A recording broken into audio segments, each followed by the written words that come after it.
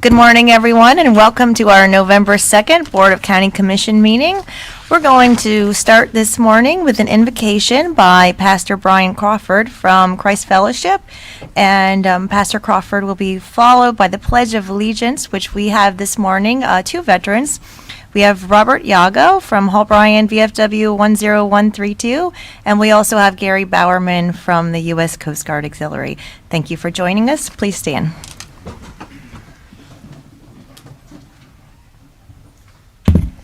Good morning, Commissioners. It's a real honor to be here today representing Christ Fellowship and a privilege to open this meeting in prayer. So let us pray. Dear wise and loving Father, let me say first of all, thank you on behalf of all who are gathered here today. Thank you for your many and abundant blessings. Thank you for life itself and for the measure of health that we need to fulfill our callings. Thank you for the ability to be involved in useful work and for the honor of bearing appropriate responsibilities. Father, I thank you for freedom, and that we are blessed to live in a nation established on freedom, which includes the freedom to embrace you or the freedom to reject you. Thank you for loving us even so. From your boundless and your gracious nature, we thank you for this wonderful and beautiful place that we call Martin County, that you have given us to live and enjoy. Would you grant us unity in our community like never before? In the scriptures, you have said that the citizens ought to obey the governing authorities, since you have established those very authorities to promote peace and order and justice.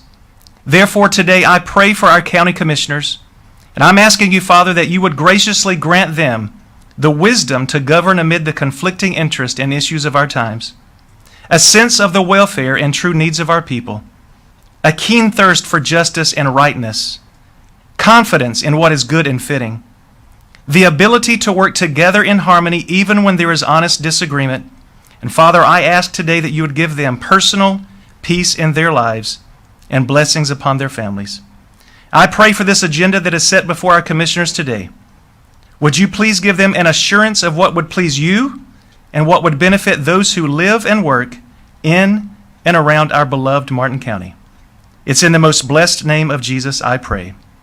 Amen. Thank you.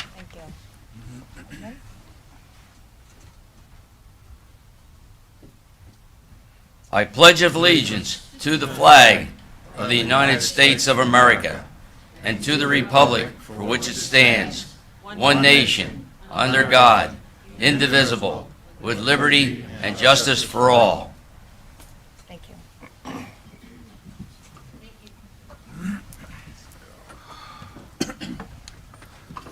Okay. On this morning's agenda, we have an additional item. We have consent number 13, approval to expend additional enterprise funds toward fire rescue services being provided to the Stewart Air Show. And we have two consent agenda pulls. Consent number 10, approval of the agreement for donation of a bronze sculpture at Indian Riverside Park, pulled by Commissioner Hurd, and consent 13, approval to expend additional airport enterprise funds, pulled by Commissioner Hurd. And with that, I'll just need approval of the agenda. Madam Chair, move approval of the agenda with the additional item of consent 13 and the two polls of 10 and 13. Second. Okay, thank you. We have a motion by Commissioner Smith, seconded by Commissioner Jenkins. All those in favor? Aye. Aye. Opposed? Motion carries unanimously. Thank you. And we have a couple proclamations this morning, and I'm excited to honor some veterans in our audience as well. So our first proclamation this morning is the Family Court Awareness Month. Laura, would you like to introduce that one? Yes, good morning, Commissioners. The mission of the Family Court Awareness Month Committee is to increase awareness of the importance of education and training on domestic violence, childhood trauma, and post-separation abuse for all professionals working within the family court system. During Family Court Awareness Month, the Board recognizes those who work to educate the public on the importance of a family court system that prioritizes child safety. And here to accept from the Family Court Awareness Month Committee is Alessandra Stellato. Good morning. Morning. Good morning. Thank you for having me here today to represent my fellow mothers in advocating for their children. It's an honor to be here, and I'm excited to see Martin County joining the over 200 counties and states joining the Family Court Awareness Month. I'm truly honored, and it's such a great cause. I want to highlight this much pressing issue. In 2016, Kyra Francesi, who was only 2 years old, was shot and killed by her father just a few days after her mother's protection was denied by family court, despite a history of abuse by her father. In April 2021, Corey Misiolo was only 6 years old when he was also brutally murdered by his father after the judge denied the mother's plea for protection. As recently as May 2021, right here in Fort Lauderdale, Grayson Kessler, who was only 4 years old, was also shot and killed by his father during a court-ordered visitation on the same day his mother pled for protection. All those protection orders were denied because their mothers were seen as not believable. We're here to raise awareness for Kyra, for Corey, for Grayson, but also for the other 758 children that were around the country killed by divorcing or separating parents. It is a fact the family courts are failing to protect these children in custody cases where there is domestic violence or child abuse. Parents who attempt to protect their children are often labeled as alienators and are dismissed as high conflict, when the reality is that only take one abusive individual to create those high conflict divorce cases. In these cases, the protective parent is often penalized, and their warnings are often disregarded. The survivors of domestic abuse are often told to keep quiet about abuse or risk losing their child. Court-appointed mediators, therapists, and evaluators are usurping the judicial authority, and the domestic violence, unfortunately, doesn't stop when you leave the abusive relationship. It transfers to new venues of abuse, such as family court. After the relationship ends, the perpetrator usually sets their rights on the child, and they use the child to terrorize the healthy parent. This brings me to a common myth. Abusive fathers don't get custody, right? That doesn't happen. No, that's not true. Not only they are more likely to seek sole custody than the non-violent ones, but about 70% of the time, an alarming 70% of the time, they get it. And the kids keep suffering through all those time. The abuse has both an immediate and a long-lasting effect on children, in resulting in ACE, which stands for High Adverse Childhood Experiences. This would describe any traumatic events during childhood, such as violence, emotional abuse, neglect, substance abuse, or sexual abuse. The ACE study is an investigation of childhood abuse and neglect and household challenges that affect child's well-being. This should be a recommended guide for court professionals, judges who are tasked with the high responsibility of acting in the best interests of the children. We can take this month and mourn the victims of these court shortfalls when dealing with domestic violence or child abuse. Or you can join me, and I invite you to join me on honoring their memory by not letting this happen again in the future. Let's stand up together and make sure that the judicial system does what it can to listen and protect those children. The court begins to use tools like ACE or other tools to help prevent more children from being taken from us. Again, I'm glad to see Martin County advocating for this month, and I'm also glad to see Martin County advocating for those children that cannot advocate for themselves. Thank you so much. Thank you. Thank you. Here's your proclamation.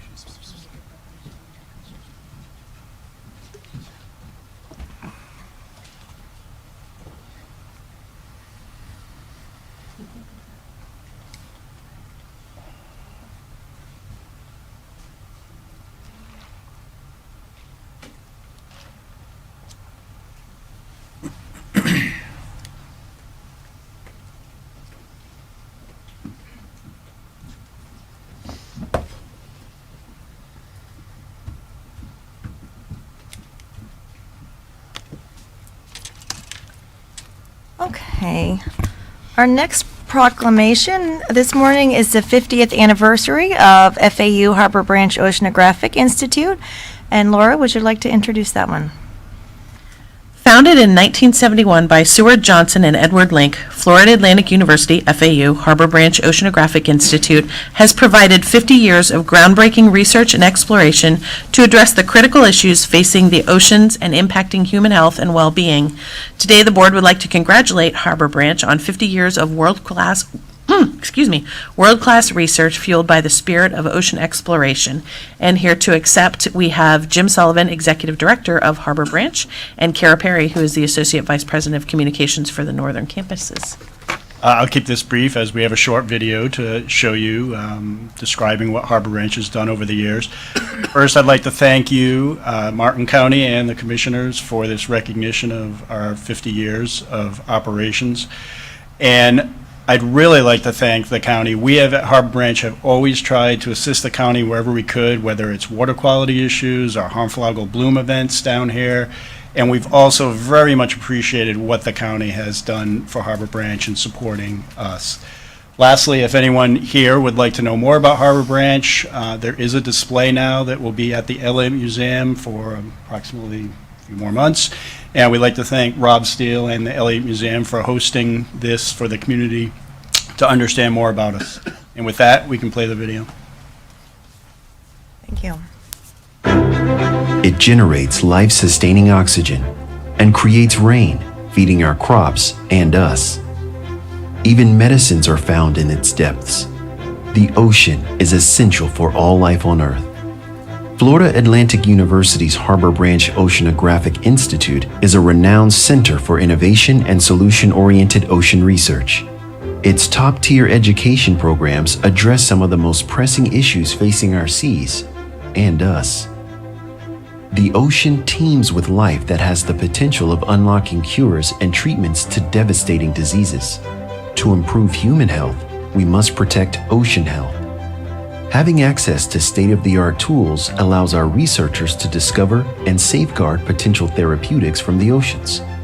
But while the ocean is a source of cures, it can also be a source of illness.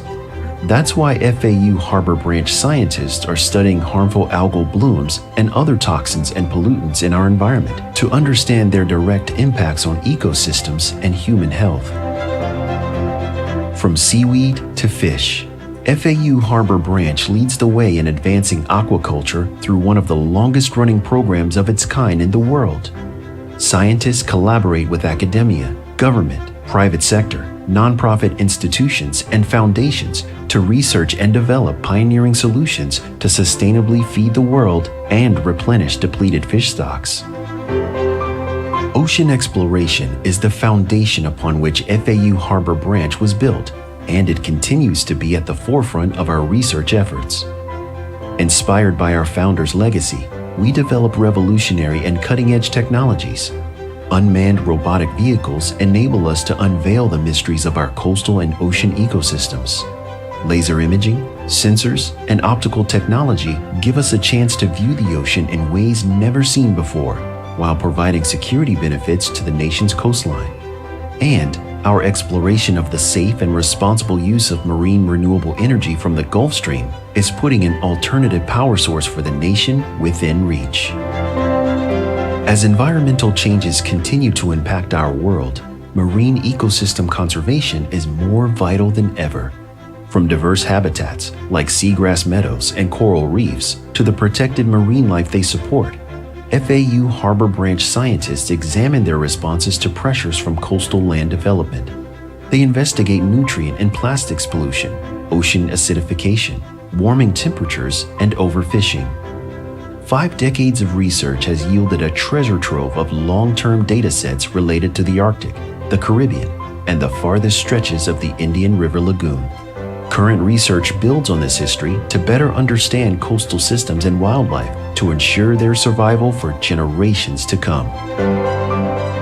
FAU Harbor Branch is inspiring the next generation of marine scientists and ocean stewards through a distinctive set of formal and informal educational programs for driven high school students to PhD candidates. Graduate and undergraduate programs offer opportunities for students to work alongside leading experts and gain hands-on experience conducting trailblazing research in marine science, engineering, or related fields.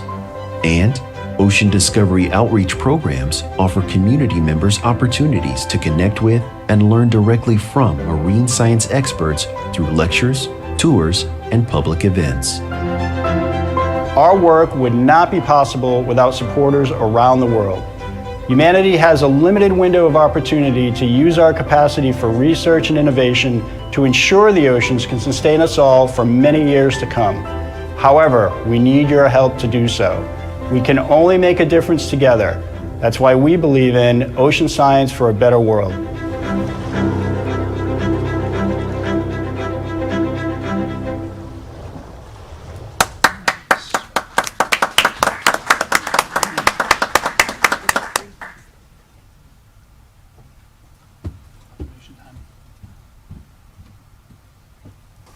Okay.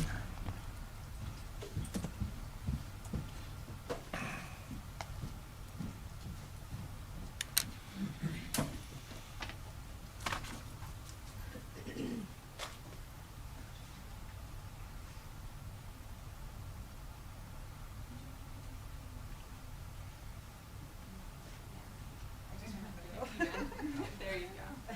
Perfect.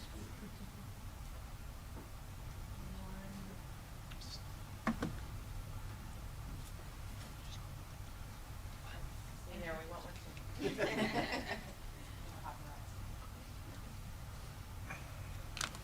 Tough day for her. Tough day.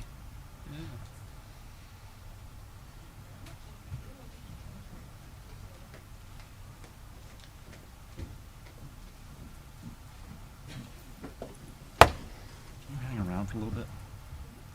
Can you all hang around for a little bit? Till the end of the meeting. We have our additional proclamation. So we have our Veterans Day proclamation this morning. We have Dan McHenry from Veteran Services. And Laura, would you like to introduce that item? For more than 200 years, individuals from all walks of life have taken up arms and sworn an oath to support and defend principles upon which our country was founded. November 11th is Veterans Day, and each year the board takes this opportunity to honor the contributions of current and former members of the U.S. Armed Forces, including the 18,000 veterans living in Martin County, whose service and sacrifices allow for the freedom and liberty we enjoy today. And we have Dan McHenry, our Veteran Service Officer, and a lot of folks.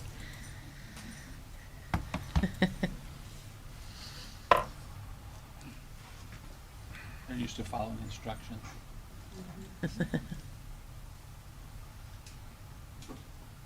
Hi, good morning. Thank you very Good much. morning. I'm Dan McHenry. My partner's in the back, Mr. Michael Northcutt. We're your Veteran Service Officers. So we would like to first thank you. Thank you very much for your leadership, your support of Veteran Services. In the 67 counties here in Florida, I would submit to you we have the best leadership and support here in Martin County. You've given us great office space where we can counsel and help veterans. It is great. If you haven't seen it, we're right behind here. It's a great facility that y'all have provided for us. You also give us the freedom and autonomy to go visit veterans right where their need needs to be met. Sometimes it's in a park with a homeless person. Sometimes it's in a assisted living facility. Sometimes it's sitting across a dining room table helping a grieving widow navigate the complexity of benefits. So thank you very much. Thank you for your leadership. Thank you for your support. I am not going to accept the proclamation. I have these brave warriors standing behind me, and I would like to introduce each of them. Our young pastor said today, you might have heard him in the invocation about our land being free. And ladies and gentlemen, everyone, our land is free because of these great people standing behind me.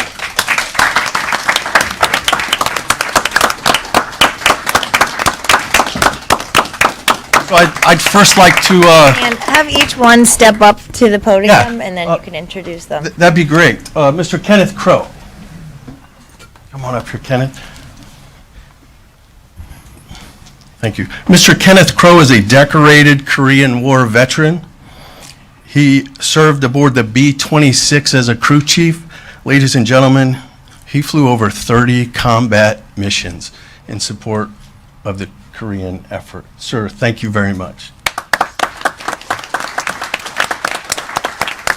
He is also going to be our Grand Marshal in the parade.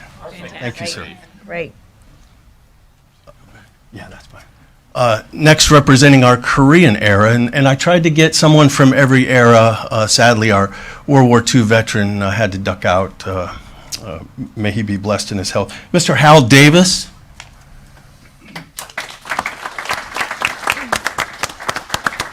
Mr. Hal Davis is a decorated Vietnam War veteran. Y'all might want to sit down as I start to read all these awards.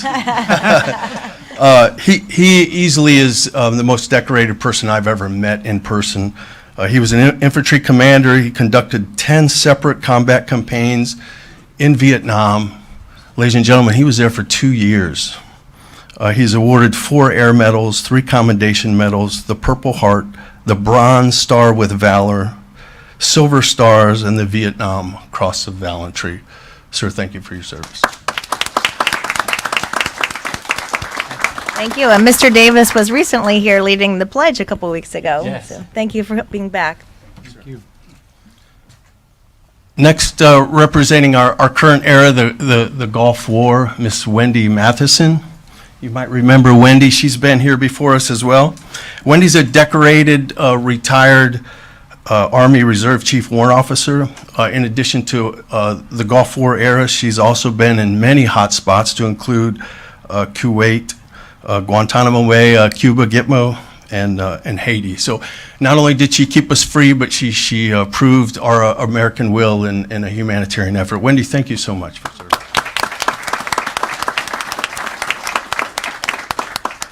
Folks, it's not enough just to relive our history. I want to introduce a bright future that we have that's going to defend and keep our nation free in the future. May first Command Sergeant Major Evans come forward. So he's from South Fork. He leads our young troops, our future, but he is also a war hero. He served for 22 years in the Army. He's a decorated war hero, earning the Bronze Star with Valor, the Purple Heart, and campaign medals in Desert Shields, Storm, and Iraqi Freedom. That spans from 2000 to 2006. Sir, thank you for your service.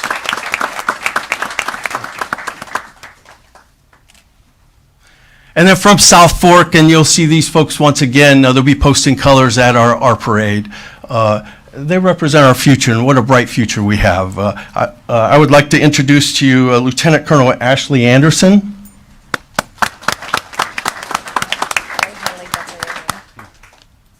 Major Trinity Mackney.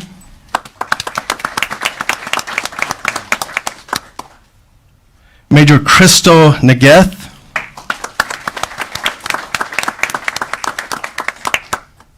Corporal Zachary Anderson. And finally, Corporal Gavin Wiley.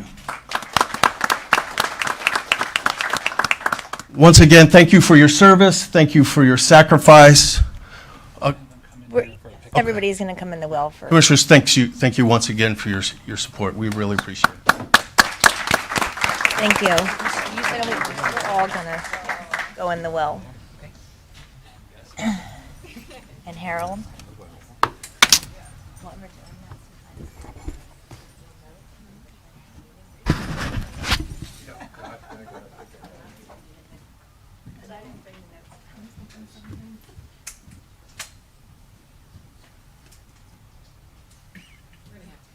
Yep, we're gonna have to everybody scooch in, like kind of stagger a little bit maybe. There's a lot of folks. 2 tiers. Yep. No, come in for a second. You have the height.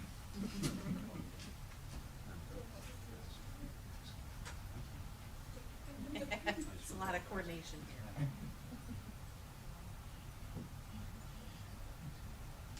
All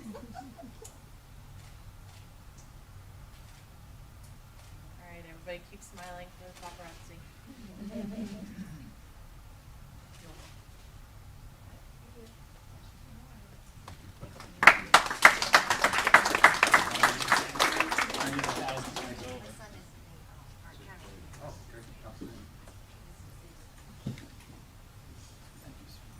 Sons of the Naval Academy.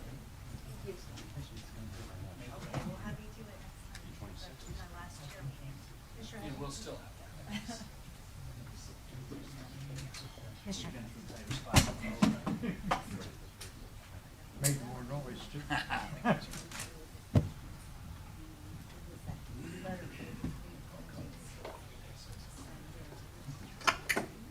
No discharge zone. That was really, Yeah, there was the letter, was the main Colleen thing. was there, so She's in it. We got that He's item. calling her.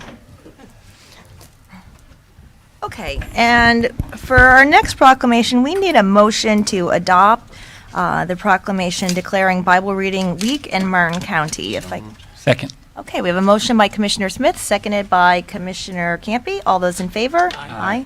Opposed? Motion passes unanimously. And Laura, would you like to present the proclamation? Yes, ma'am. President Andrew Jackson called the Bible the book on which the republic rests, and President Abraham Lincoln called it the best gift God has given to man, with historians crediting President George Washington with identifying the United States as one nation under God. November 11th through the 15th is recognized as the 21st Annual Bible Reading Marathon, a 90-hour continuous read-through of the entire Bible. And here to accept, we have Pastors Joanne and Eddie Rodriguez, and they'll be making an introduction as well.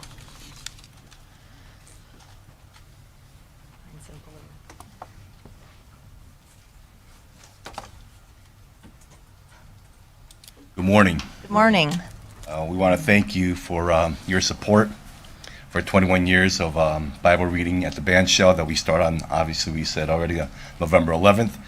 And that's Veterans Day. We take great joy and pleasure in doing it and connecting the community. And we're just very excited about the support that we get from the county as well. So we want to say thank you to all of you, and also Pastor Donna and Pastor Jean, who originally started this 21 years ago. And they have passed it down to my wife and I about 4 years ago, and we're very excited to do it every single year. We enjoy never sleeping for 5 days straight. But, And when does it start and when does it end? What is the location? it's at the band shell at the Veterans Memorial Park. It starts on November 11th, pretty much right after the Memorial Festival that you guys have, the Yes. ceremony that you guys do. At 6 p.m. At 6 p.m. We start reading on the 11th, and generally we finish about 3 p.m. on the 15th, always depending on how fast readers are and how slow they are. Last year we actually finished about 3 hours early, and we kind of celebrated a little bit.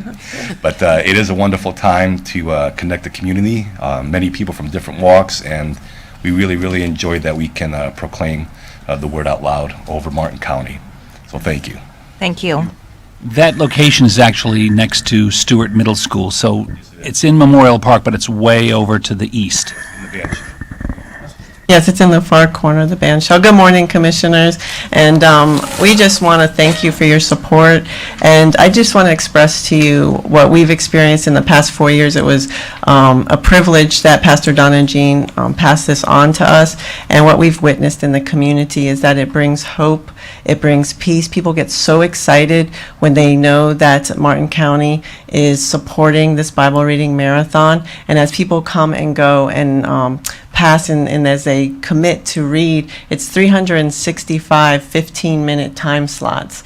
And so people from all over Mount Martin County, it's really amazing, come out, and it does encourage. There's so much excitement and encouragement from individuals, churches, businesses, families, and as they come and pass each other to come and read and volunteer in that time, it's just such a great sense of community and connection and a brotherly love and a sisterly love that's exchanged during these 5 days, and it's a privilege and honor to do. So I just thank you for your support and the impact it has on the community.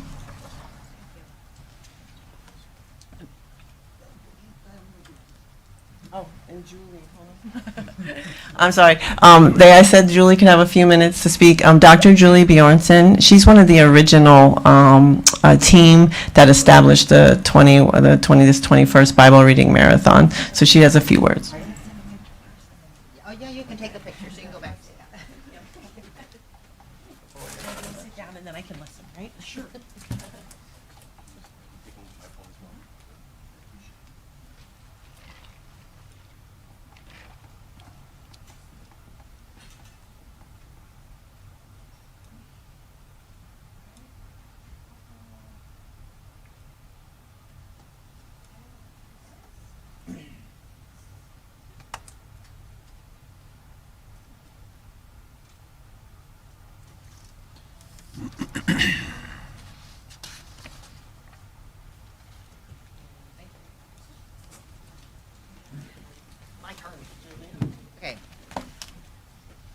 know you have a clock. Okay, Julie Bjornson, Stuart, Florida. Good morning, Commissioners. Thank you for the 21st proclamation for Bible Reading Week in Martin County. But the beginning, it was 9/11. The attack on our country brought people back to God, to church, and to the Bible, the foundations of our nation's constitution, government, and education. Many presidents understood that without the morals and ethics taught in the Bible, our nation's self-government would fail. Today, Bible truths are being replaced by technology, the internet, and social media. The 9/11 attack was a wake-up call, a horrible reminder that our freedoms could be lost.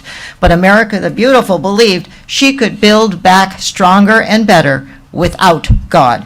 The last 2 years have challenged everything we believe and hold true about our country, including our freedom to worship Jesus Christ. The question is, will our country continue to exist without the truths found in the Bible, without the Christian faith? We don't think so. The sudden August 2021 military evacuation of Afghanistan left America weak in the eyes of the world. Our military is leaving Iraq in December. The radical jihadists are now gathering strength and have our most sophisticated military equipment. They are preparing to invade Israel, unprotected Israel. Can Israel stand alone? Will America be next? Our group was told after 9/11 to begin reading the Bible in Martin County as protection against terrorism. This is our 21st year. We know God is in control. The Bible reading marathon always starts on Veteran Day, November 11th. Grateful for those who served and gave their lives for our freedom. My mother was a gold wife.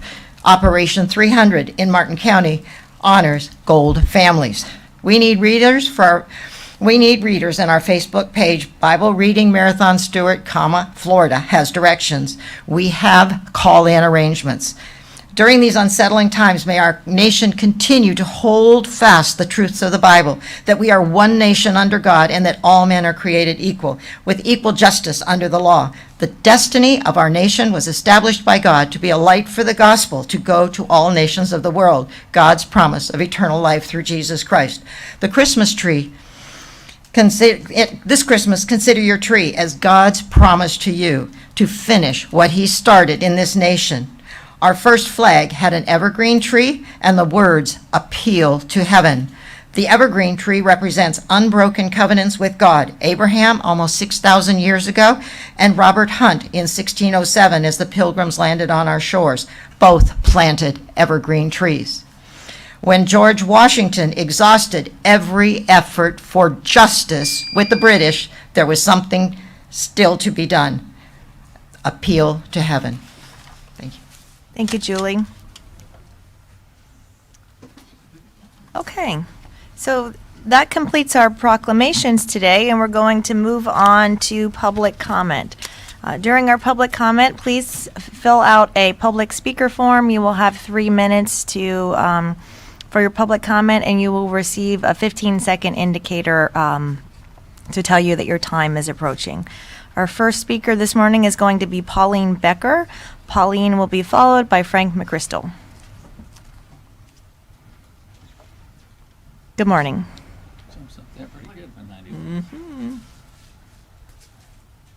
I will not take 3 minutes. Good morning, ladies and gentlemen. May I please have the permission and to approach the diocese so that I may present to the most wonderful county commissioner in Martin County, Sarah Hurd, whose birthday is tomorrow, and I would like to have her celebrated today. Of course. She's going to come down. Oh, okay.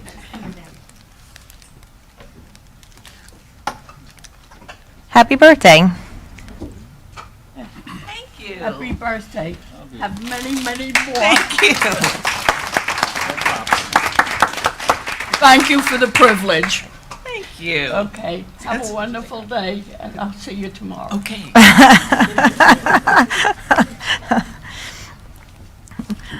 Well, happy birthday, Commissioner Hurd. Happy birthday, Commissioner.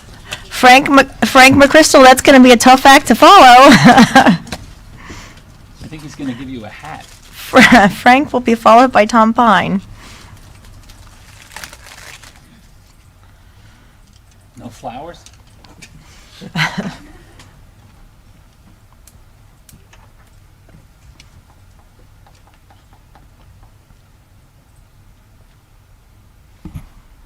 Good morning. Morning. There are negative connotations that go with the definition of redundancy. Redundancy, something that is repeated unnecessarily, something that is not useful because there is already another or more advanced version. And for Merriam-Webster, superfluous repetition, an act or instance of needless repetition. So much for the British language and lawyer speak. I love the word redundancy, as it is used in the engineering world. The provision of additional or duplicate systems, equipment, etc., that function in case an operating part or system fails. All airplane components have built-in redundancy. They are built at least 2 times better than needed to get the job done. Ben Hogan, the best ever, had redundancy built into his stance, posture, and first move away from the ball that guaranteed total balance in 3 planes every time. The harder he swung, the more balanced he became. So, redundancy signifies the ultimate search for excellence and the patient pursuit of meticulousness while producing any great achievement.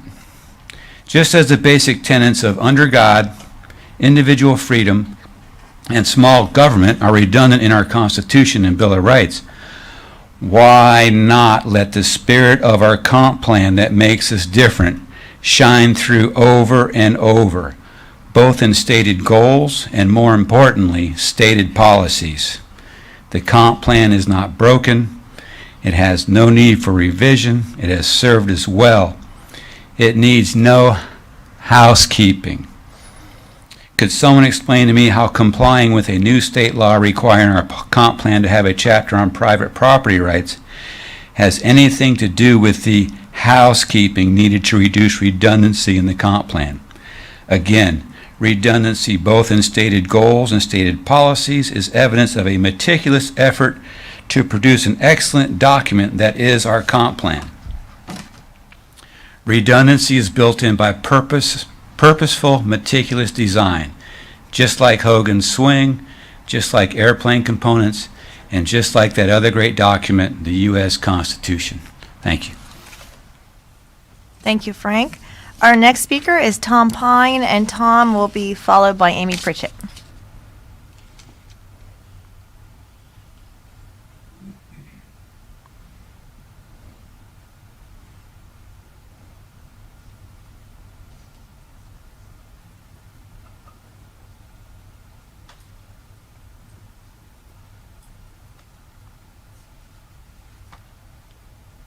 Good morning, Commissioners. My name is Tom Pine. I presently live in the Jensen Beach area. First, I'd like to thank Brightline, who's doing the upgrades to all the crossings throughout the Treasure Coast, especially in Rio on Dixie Highway. Not only did they complete the sidewalk on the railroad property, but they also finished another 100 feet or more that needed quite a large amount of fill dirt that the county never finished. In Martin County, safety is always in the back seat. At the October 19th, 2021 meeting, I spoke on the ongoing severe drought in western United States. On Sunday, October 24th, 2021, 60 Minutes of CBS News had a much more detailed show on the severity and the length of the disaster. Florida's worst drought in history happened from 1998 through 2002.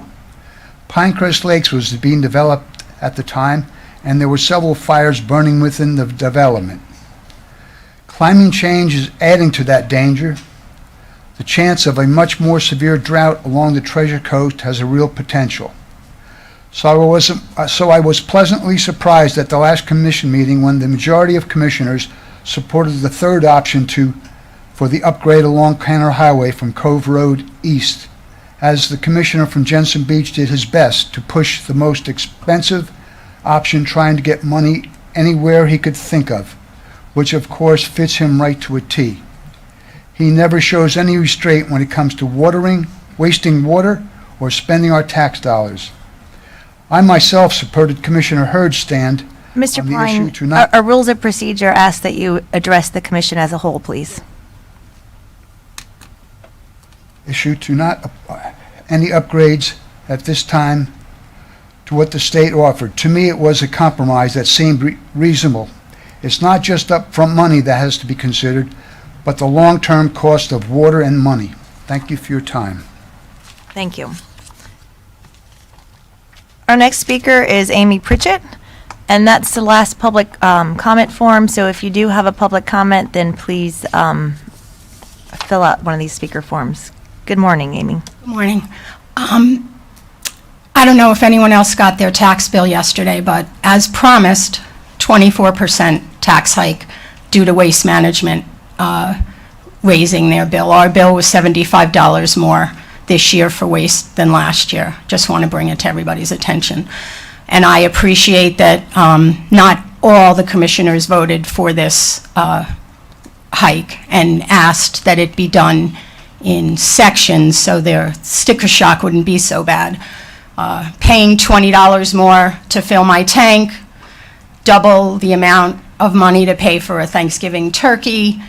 I'm fortunate we don't have to worry that we can't pay our bills, but there's lots of people in this county who do live on a fixed income, and I know the sticker shock is getting worse.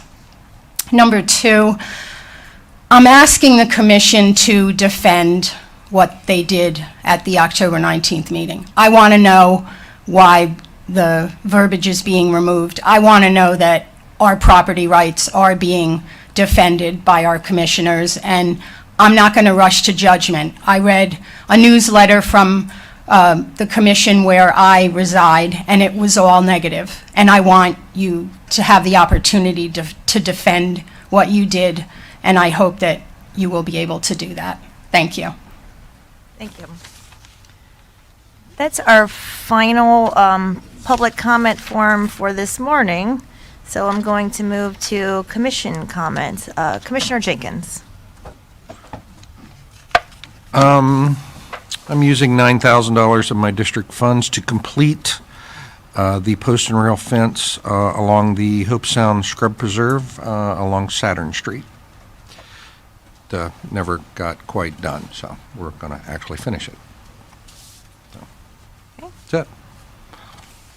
All right. I also am trying to remember those three items that We could that maybe you're going take to. those at the end of the day, public? Yeah, well, I got two. comments? I got two. So. Okay. Oh, okay. So we'll- Between the three of us, we'll actually We'll remember. take those at the end. Okay, end all right, of the that's day. good. Thank you. Commissioner Smith. I'm sure, thank you. FAU Harbor Branch, thanks for hanging around. I apologize for it taking a little bit of time to get there, but I want you to hear this because it's completely in support of some things that you do for us and further emphasize the reason why we are so fortunate but also lucky to have you in our region. Can I read this letter? Do you mind? Yes, please. So the chair sent a letter. That letter is for discussion today, hasn't Oh, been sent okay. yet. It hasn't been So sent. we just need to get consensus that we All can right, so send that the letter. chair has drafted a letter. I apologize for that. It has her signature on it, which means it's ready to go. November 1st, 2021, to Charles Schumer, Majority Leader, Nancy Pelosi, Speaker, Mitch McConnell, Minority Leader, and Honorable Kevin McCarthy, Minority Leader. Dear Majority Leader Schumer, Minority Leader McConnell, Speaker Pelosi, Minority Leader McCarthy, on behalf of Martin County, Florida, home of the northernmost portion of the Florida Reef Track, I write to you in support of the version of House Bill 160, Item 160, Restoring Resilient Reefs Act, RRRA. Reported out of the House Natural Resources Committee on October 13th. We are aware that the changes made to the bill, including the amendment offered by Representatives Gonzalez, Colon, and Soto, and continue to support the bill as reported. Amongst other things, we appreciate the bill as reported. It authorizes an additional $15 million annually for block grants and state cooperative agreements, Section 2000 or 207 of the bill, which is significantly more than was proposed under the Gavalia amendment in the Nature and Substance Committee. This is arguably one of the most important sections of the RRRP, or RRRA rather, because these funds will support state, local, and territorial investments in active management and restoration of our coral reef program. The Gonzalez-Soto amendment also provides an increase in funding for NOAA's Coral Reef Conservation Program, internal spending of $15 million or more than $1 million per year that they have been spending over the past 8 years, that this meltdown of our coral reef has been experiencing for the past 8 years. An initial version of the RRRA passed the Senate last year via unanimous consent. A new version of the bill has now been favorably been reported by the House Natural Resources Committee and is awaiting action on the House floor.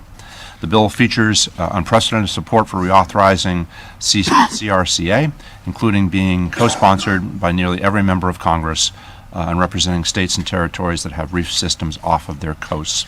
The Coral Reef Conservation Act has not been reauthorized since 2000, yet corals are facing the most dire threats ever in their history. The RRRA is the bill and is the time to pass if we want to ensure the reefs survive and thrive into the future. Please do all you can to pass this bill in the House and the Senate, this Congress, and ensure that the bill becomes law. Thank you for your efforts to restore America's coral reefs. Stacey Hetherington, Chair of the Martin County Commission. I read all that, and Stacey, thank you for bringing that forward. For the past 8 years, we have been partnering with everybody and anybody that touches the oceans and touches coral reef.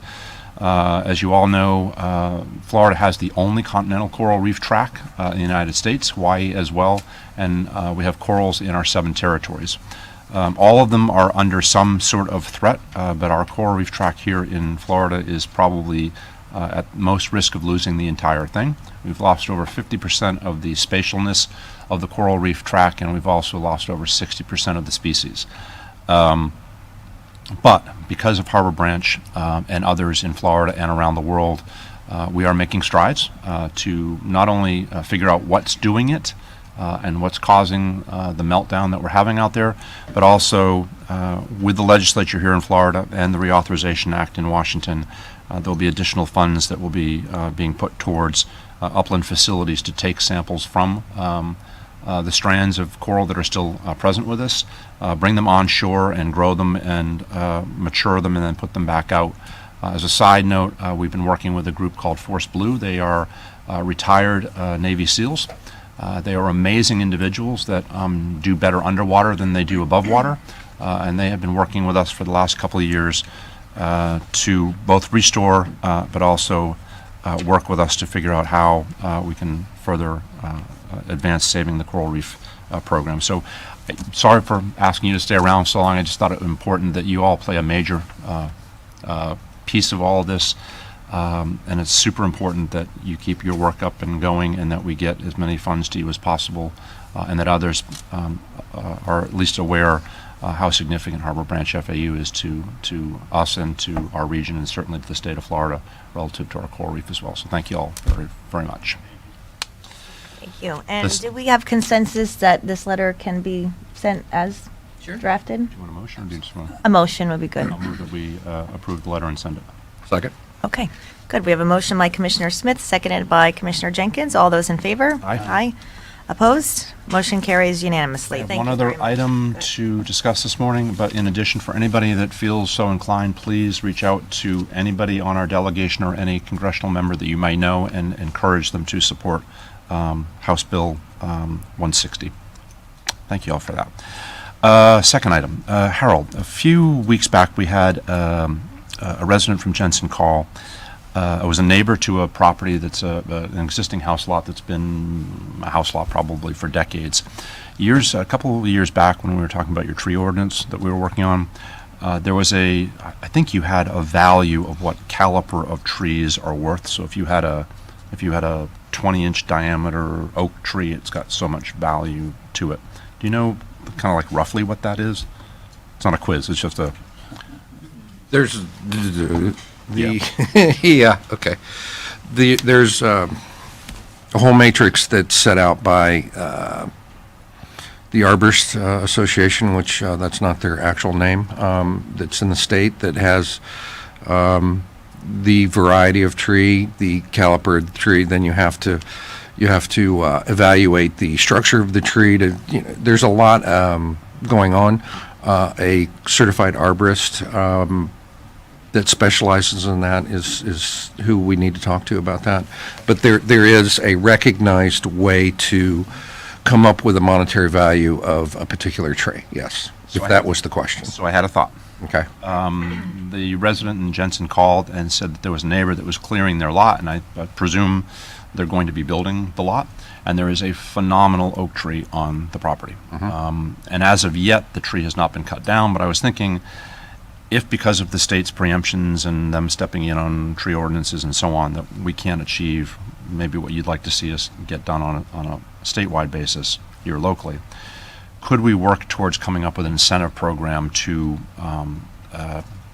lots of record that have specimen trees on them, and come up with some kind of a formula that said, look, if you're inclined to not cut the tree down and build around the tree or save the tree, whether it's through impact fee reimbursement or something that is financial incentive to save that tree, maybe we could create a program to do so, versus someone just saying, look, the tree's in the way, I'm going to cut the tree down and we don't have to have it, versus designing around it.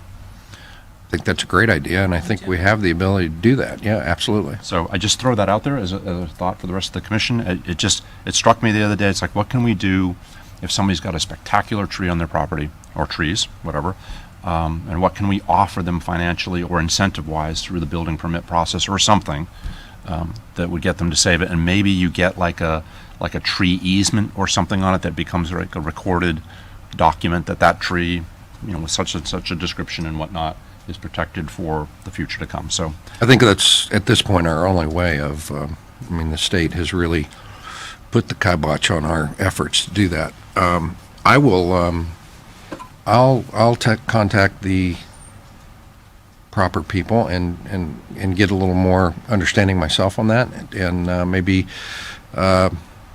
interact with growth management and see where we can go with that. Absolutely, that's a great idea. Absolutely. Yeah. Okay. That reminds me of, there's a particular property, it happens to be in your district, but in the city of Stewart, that they were supposed to have a tree line buffer, and the developer cleared the entire buffer, and unfortunately, it doesn't seem that there's much consequence that can be applied. So perhaps we could also work with our city of Stewart to see if they would be on board with working on that initiative with us. So, okay, Commissioner Campy. I yield my time. Wow. I think we've had plenty. Commissioner Hurd. I'm set. Okay, well then, since you yielded your time, I have a couple things.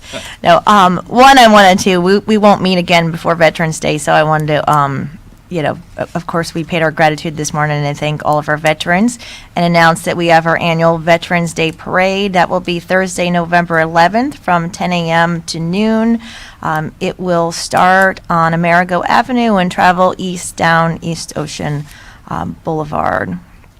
It will travel west down East Ocean Boulevard. The ceremony will also have this year a flyover, as we will have the air show that weekend on Saturday and Sunday, which I believe is the 13th and 14th. That flyover is very expensive, by the way, donated by the air show. The flyover over Memorial Park at 11:11 a.m. With guest speaker Dr. Lisa Kirk, Lieutenant Colonel. So please join us for our Veterans Day Parade and our air show November 13th and 14th. And then one of the items that we talked about at the our Tri-County meeting is to send a letter to in support of a no discharge zone for the Indian River Lagoon. That's something that both St. Lucie That was the third one.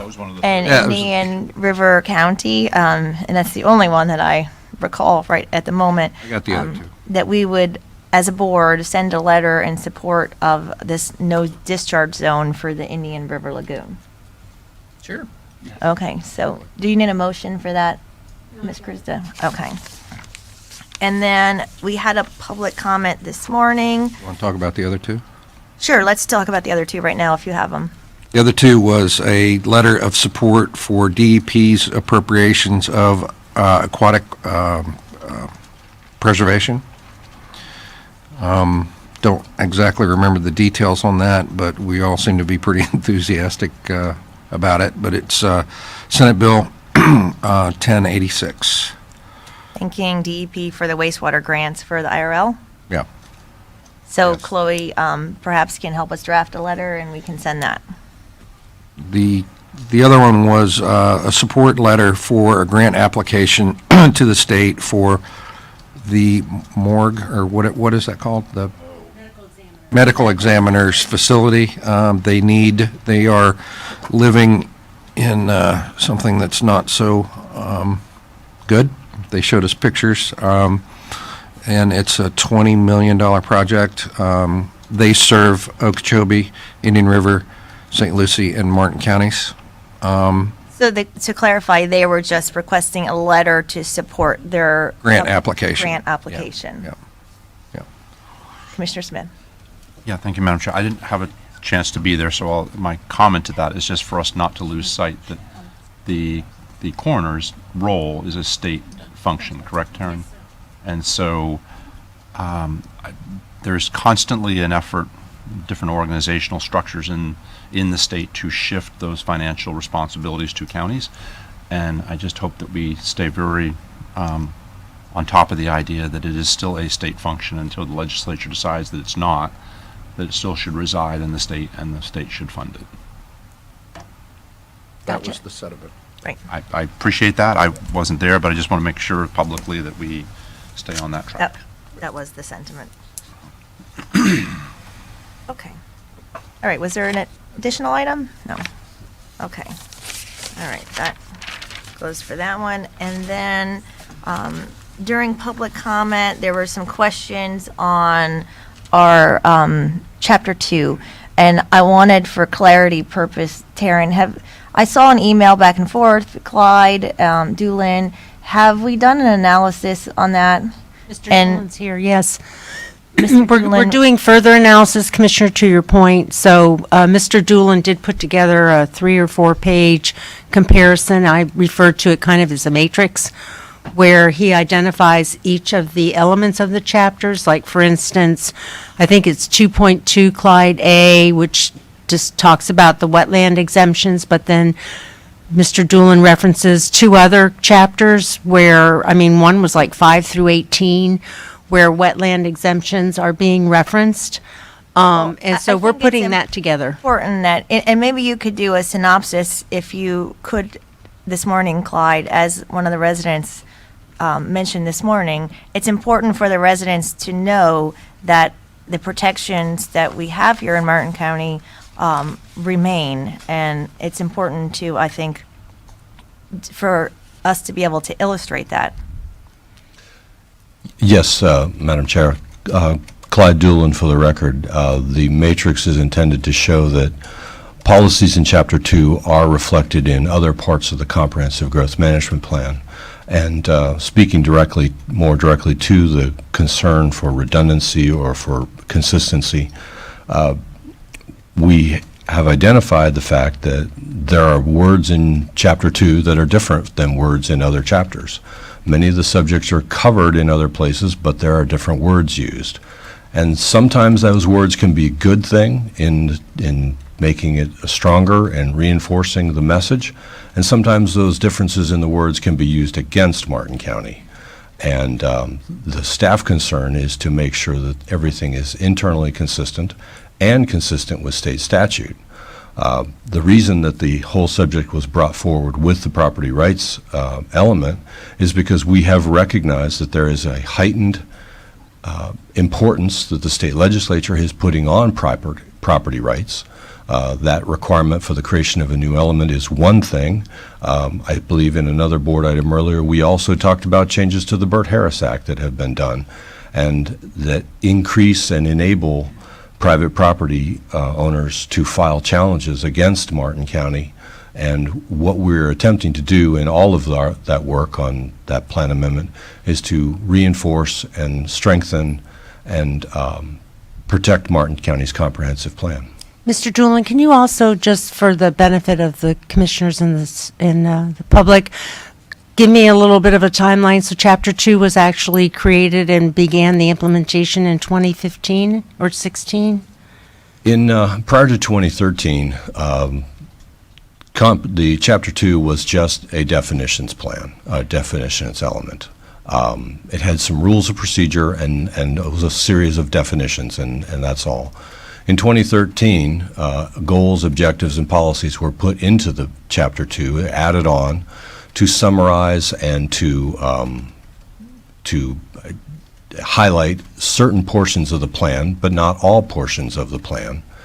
And that those language was then challenged along with other things that were adopted in 2013. The language did not become effective until July of 2016, didn't go into Muni Code until 2017.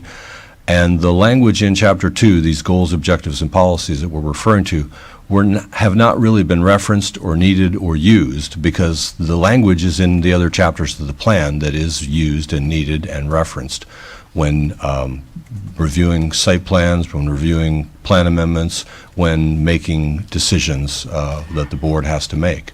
And so it has not been a necessary part of the plan, and certainly if there are portions of it that the board would like to retain, or the words in Chapter 2 are preferable, that can be done in another fashion, and the content can be located in the subject matter chapters where things are done, like wetlands and upland habitat, as you referred to, Ms. Christo. Okay, thank you, Clyde. Okay, Ms. Krista, do you have comments? Thank you, Clyde. And welcome, we have Elise Elder with us this morning from the County Attorney's Office. Do you have anything for us, Elise? County Attorney's Office does not have anything this morning. Thank you. Okay. Today is Love Your Lawyer Day. But that was everything. Okay, we're going to move on to our, we're going to go ahead and take our consent polls now. We have consent number 10, approval of agreement for donation of a bronze sculpture at Indian Riverside Park and funding for an installation platform, pedestal, and water feature. Who's going to? I can, I mean, if you would like, this was put together by Sarah Woods, your county attorney, based upon conversations that we had been having with Commissioner Smith. So there was a individual who came forward with wanting to make a donation of a significant amount of money that was then given to the community, is it the Treasure Coast Foundation? And those funds were given to the foundation. Ms. Barbella worked with us and Ms. Woods to secure a bronze sculpture from Jeffrey Smith. That would be, those funds that were donated to the foundation would be used to purchase that sculpture. And then Commissioner Smith wanted to have the sculpture placed into Indian Riverside Park. They worked on a specific site, and Commissioner Smith came forward with a donation, well, not donation, but with a line item within his MSTU, the northern one, MSTU, to pay for a pedestal that also incorporates a water feature. And Commissioner Smith has been working very closely with a fairly renowned individual that does these water features. So it's going to be a piece of art, and it will be located at Indian Riverside Park in honor of Margaret, right? What was her?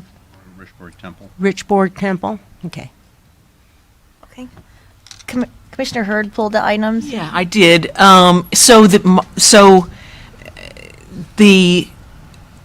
First of all, I'd want to say that Jeffrey Smith is arguably the most talented artist in Martin County. So I'm really excited about having a sculpture of his in a public place. So he's donating the sculpture to the Community Foundation? No, ma'am. He's being paid from the Community Foundation. A gentleman, Mr. Temple, donated $300,000 to the foundation in order to acquire this sculpture from Mr. Smith. Okay, so that's at no cost to Martin County. And then Commissioner Smith is using $200,000 roughly of MSTU funds to install it? Correct. To create the pedestal and install it. The pedestal also has a water feature, as we understand it. Commissioner Smith has been working, like I said, with an individual that does this type of work. Yeah. There's a picture of it. The mangroves and the birds, this is Ms. Temple lived close to Bird Island, not too far from there, and so this is representative of the mangroves and the birds, and then this raised area at the bottom is the pedestal. My hesitancy is overspending $200,000 of taxpayer money to install this piece of art. You know, I know that we generally support each other's discretion with our MSTU funds, but Mr. Smith has a comment? You done? yes. So thank you for pulling it and talking about it, because I think, one of the hardest things you deal with sometimes is when, first of all, Margaret was a really good family friend, personal friend, and when she passed away, sort of very much unexpectedly, her husband reached out to our office and said that he wanted to do something significant in Martin County as a contribution, but something to remember Margaret and her contribution to the community and to kids in throughout Martin County in terms of her life's work. And so her daughter, who lives out of the country, came back for the service and said that she would like to help create, design the sculpture that you see, the sketch that Jeff did or prepared. So really, as Taryn pointed out, Margaret at one point lived across from Bird Island. Her daughter was raised there, pretty much, and really wanted to take Jeff Smith's talent, and incorporate it into a bronze sculpture that would be very symbolic of things that were important to her mother, which is what basically you see designed. So the center of the art is a mangrove rootstock that works its way up through. It's about 14.5, 15 feet tall at the top. It's about 1.5 scale of the bird, so there'll be frigates, there'll be pelicans and spoonbills. There'll be some pelicans in the water and on the perimeter of the fountain itself. For those of you who've been to Indian Riverside Park, the dolphin that was donated is a very similar project that we did probably maybe 12 years ago with another resident in town that was memorializing their daughter that had passed away. And so very similar. The base that supports the dolphin feature was built by the company that we're working with again to create the base and the water feature of this sculpture. Very similar in function, very similar in scale. It's really spectacular.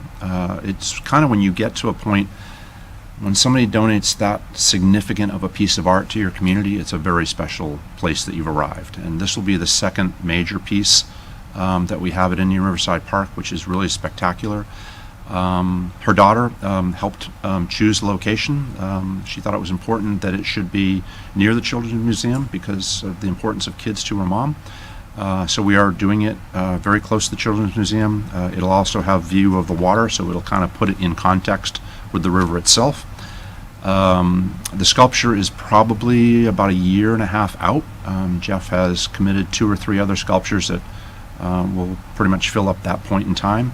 So we are starting the due diligence at this point of getting the base water feature laid out, designed, and done so that when Jeff's work is finished, he'll be able to receive it. And that's really kind of it. It's really, as Sarah pointed out, Jeff is arguably probably one of the better bronze sculptors in the country. You have him right here in Port Salerno, which is just amazing that we have his quality and talent here.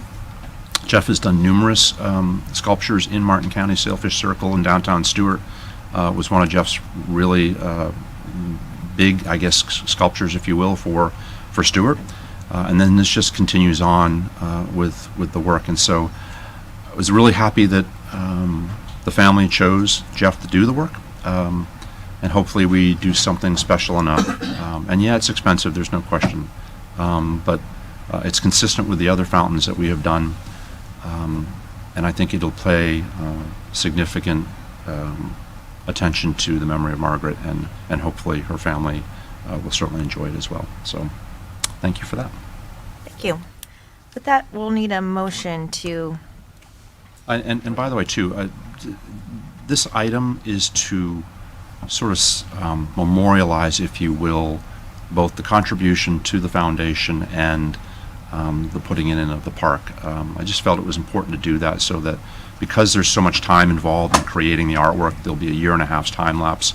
I want to make sure that the family knew and everybody understood that the donation was going to move forward and Martin County supported it, and that we had it as an agenda item. So I'll move approval. Thank you. Second. Great. We have a motion by Commissioner Smith, seconded by Commissioner Jenkins. All those in favor? Aye. Opposed? Opposed. Motion carries 4-1 with Commissioner Hurd dissenting.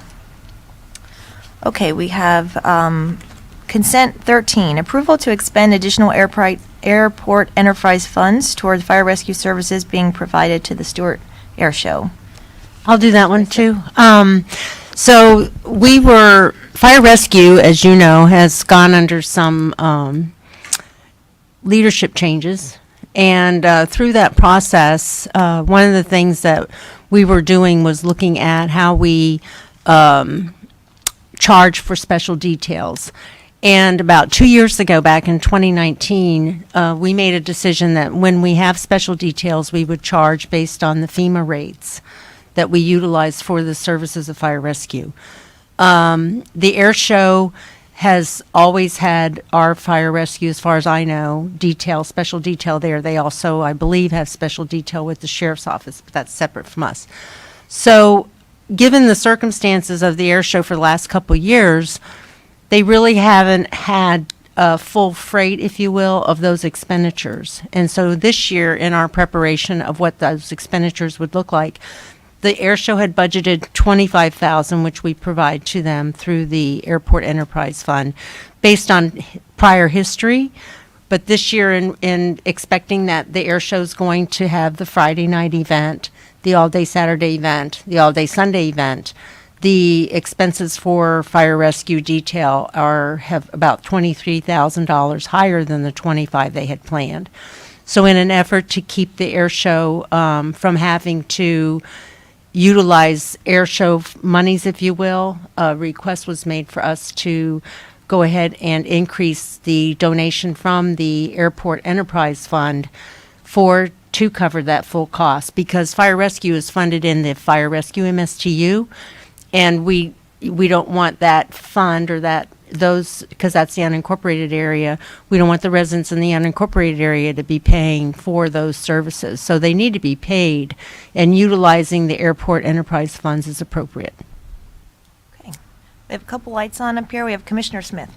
So Taryn, I'm sure you said this in all of that, but I want to narrow it down some. So with our new leadership in fire rescue, we are capturing a more accurate cost of what our off-site expenses are for providing fire rescue services to any event. Yep. Not just the air show, but any other event that would utilize or that would require us to provide that coverage because of the scale of the event or whatever. Yeah, if it's a marathon that's being ran that they need a special detail or whatever the circumstances are, yes.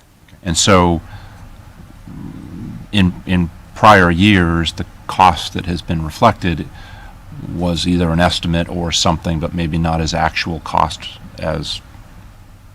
Well, it's more, so back in 2019, if you remember, I mean, the air show unfortunately has not, for the last few years, has not been able to have a full-blown air show. And so when you're putting together your budget for your event, you tend to say, well, last year we only had to expend this much, so this year, and I know they're here so that they could get into the detail if they want, but I think that given the fact that this air show for this year is planned, and it's going to be the 2.5 or 2 day and the 1 evening event, which I don't think they had the night event last year, and I'm not sure about the year before. So when preparing those expenses, it became apparent that we were going to exceed their $25,000 budget.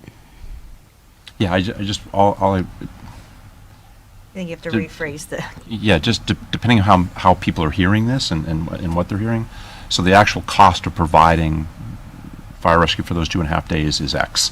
Yes. And we're at X minus something, and we're being asked to bump that up to cover the full expense of that for fire rescue, if that's the decision of the board. Yes, sir. Got it. Thanks. Commissioner Hurd.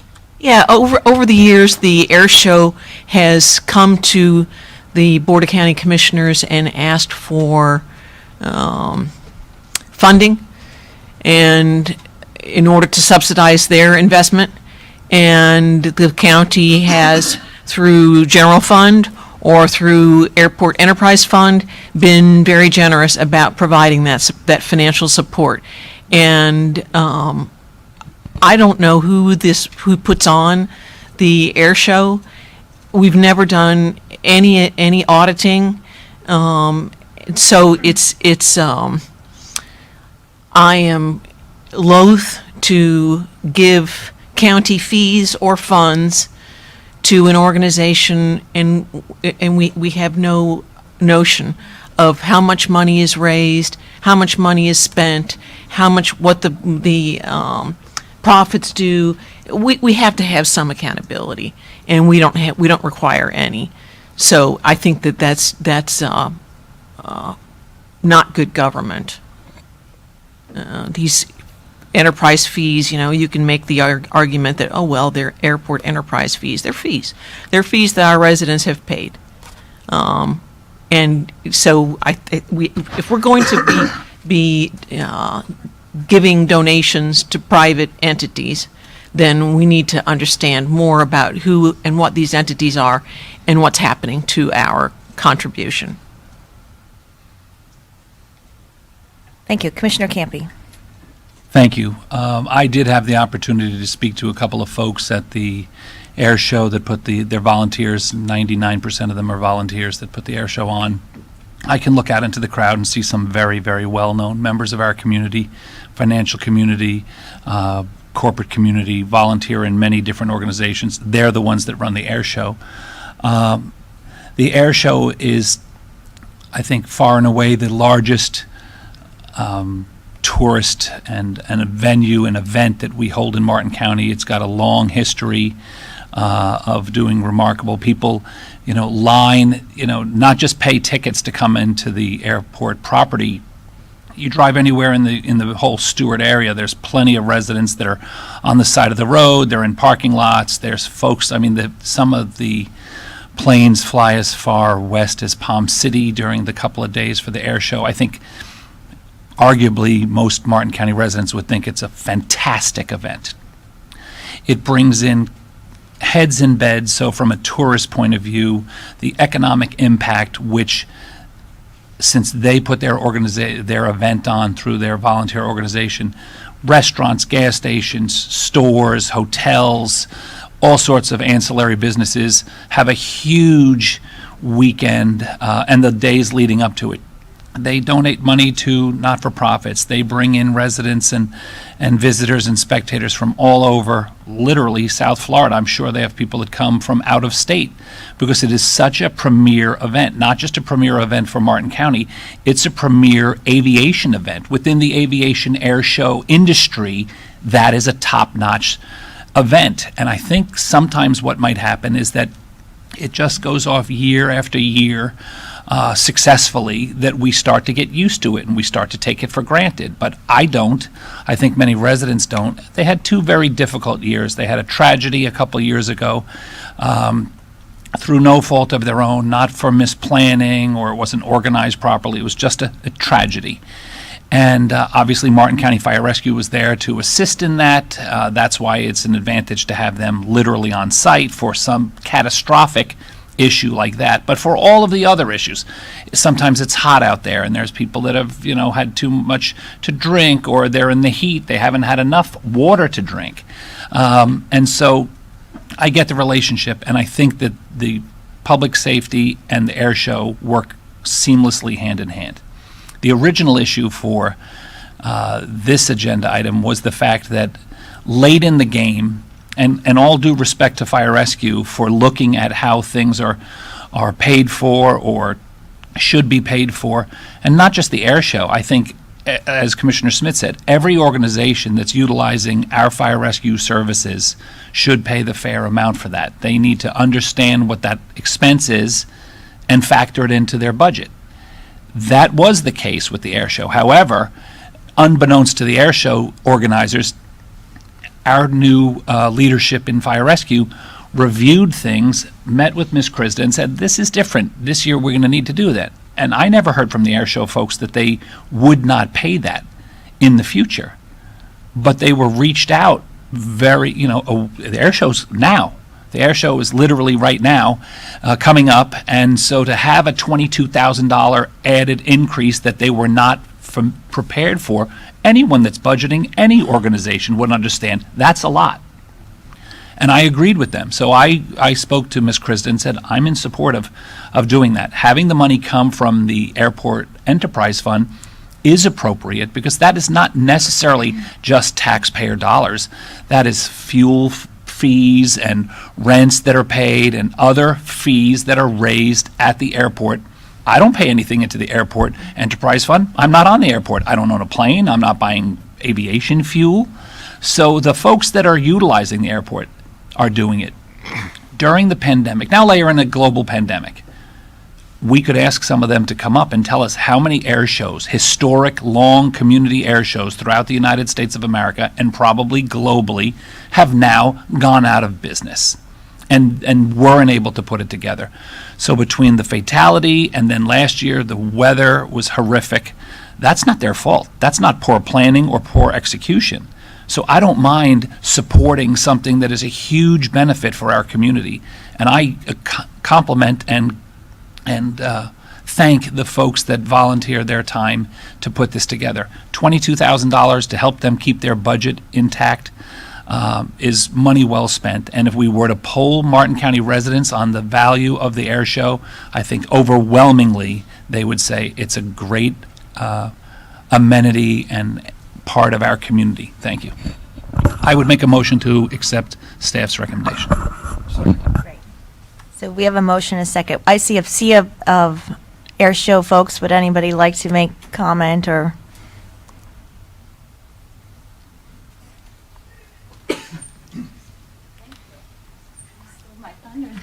Thank you guys so much again for having us, and I just wanted to reiterate our gratitude for the Airport Enterprise Original Grant in 2019, and it was not taken lightly, and we are happy to do community reports. Our 2020 990 is available on Sunbiz, and we have all but matched that grant that you guys graciously gave us, and we're honored to actually be voted number 6 by USA Today as best air show in the whole entire North America. So we are putting Martin County on the map, and we do spend a lot of our marketing dollars outside of our county, and you would be surprised how many people come from not only outside of our county, but outside of the state to come spend their money here with our businesses in Martin County. Introduce yourself, please. Sorry about that. My name is Skylar Gorman. I'm the executive director of the Stewart Air Show. Thank you. Commissioner Smith. Yeah, just a quick anecdotal, too. A few years back, when things weren't so good with the air show, I remember going to a couple of our restaurants in town. By far, their largest sales weekend is the air show. And when things were very much disrupted, it very much hurt their business on that weekend. And that, people may think, well, it's just a weekend. What's the big deal? In the grand scheme of some of our small businesses, it's a big deal. And I think everything we can do to enhance and make it the best air show we can have, given our capacity, our airspace, and everything else that goes into it, I think is important. And I hope, Skylar, that what we can do in the future, I've talked to Taryn about this, how we fund this and what role this board plays.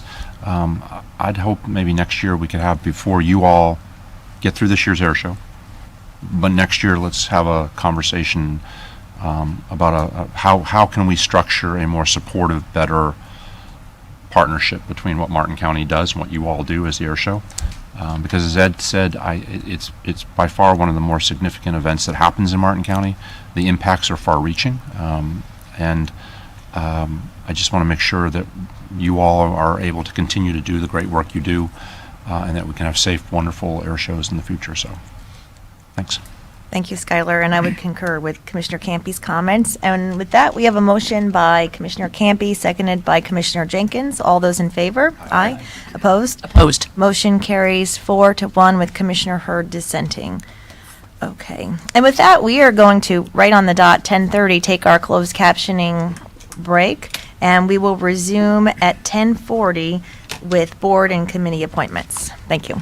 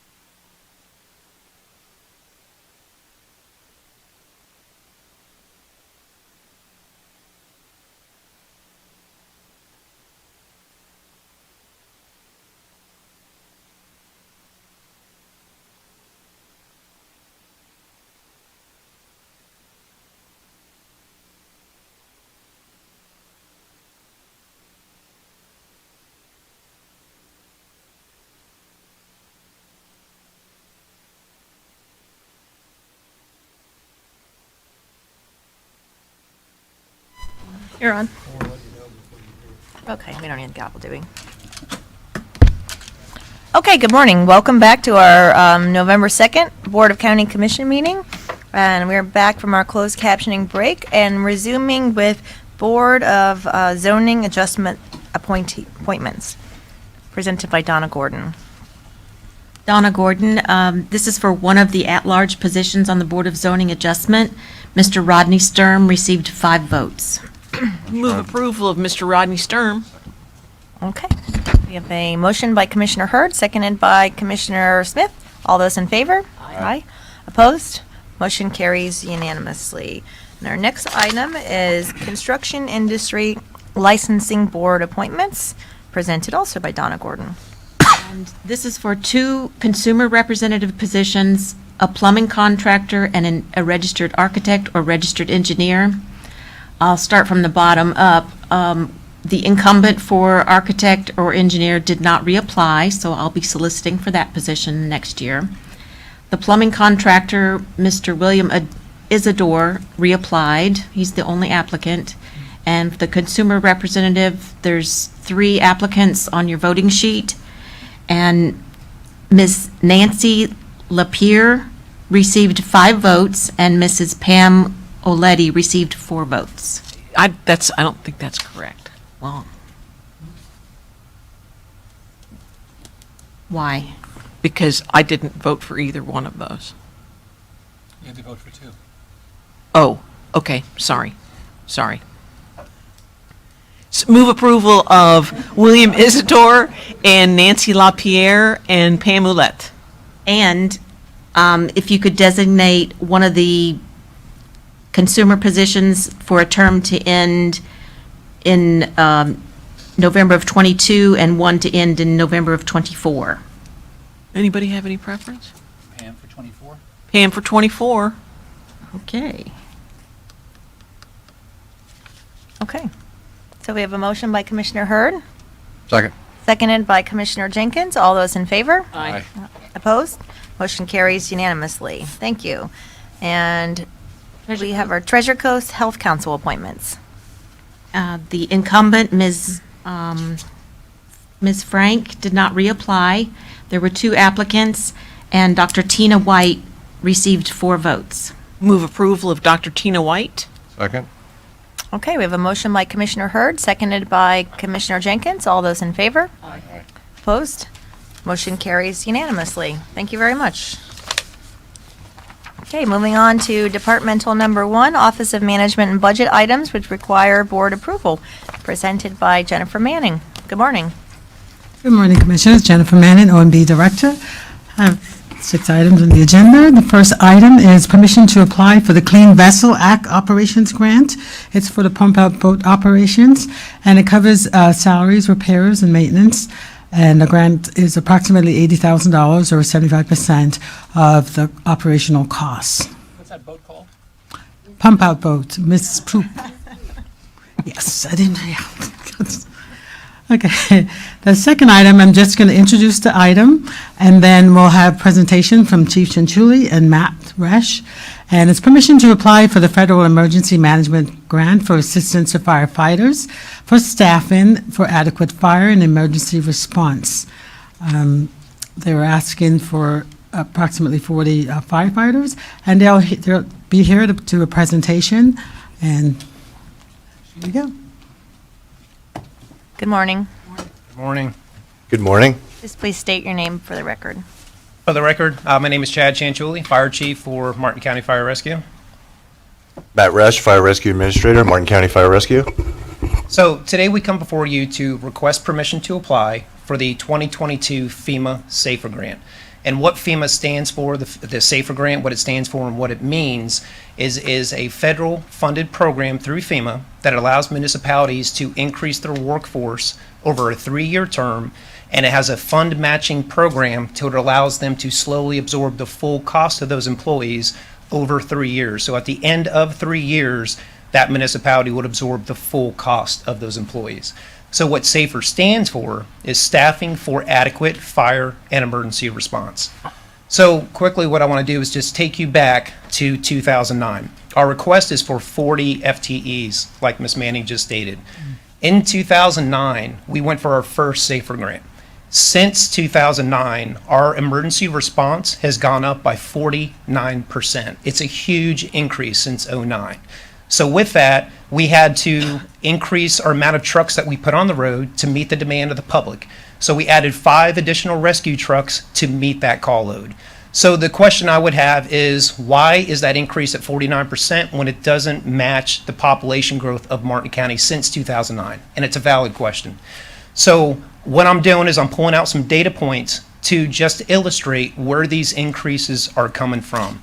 So if I can take you back first to 1999, and what I want to talk about is senior adult care living facilities.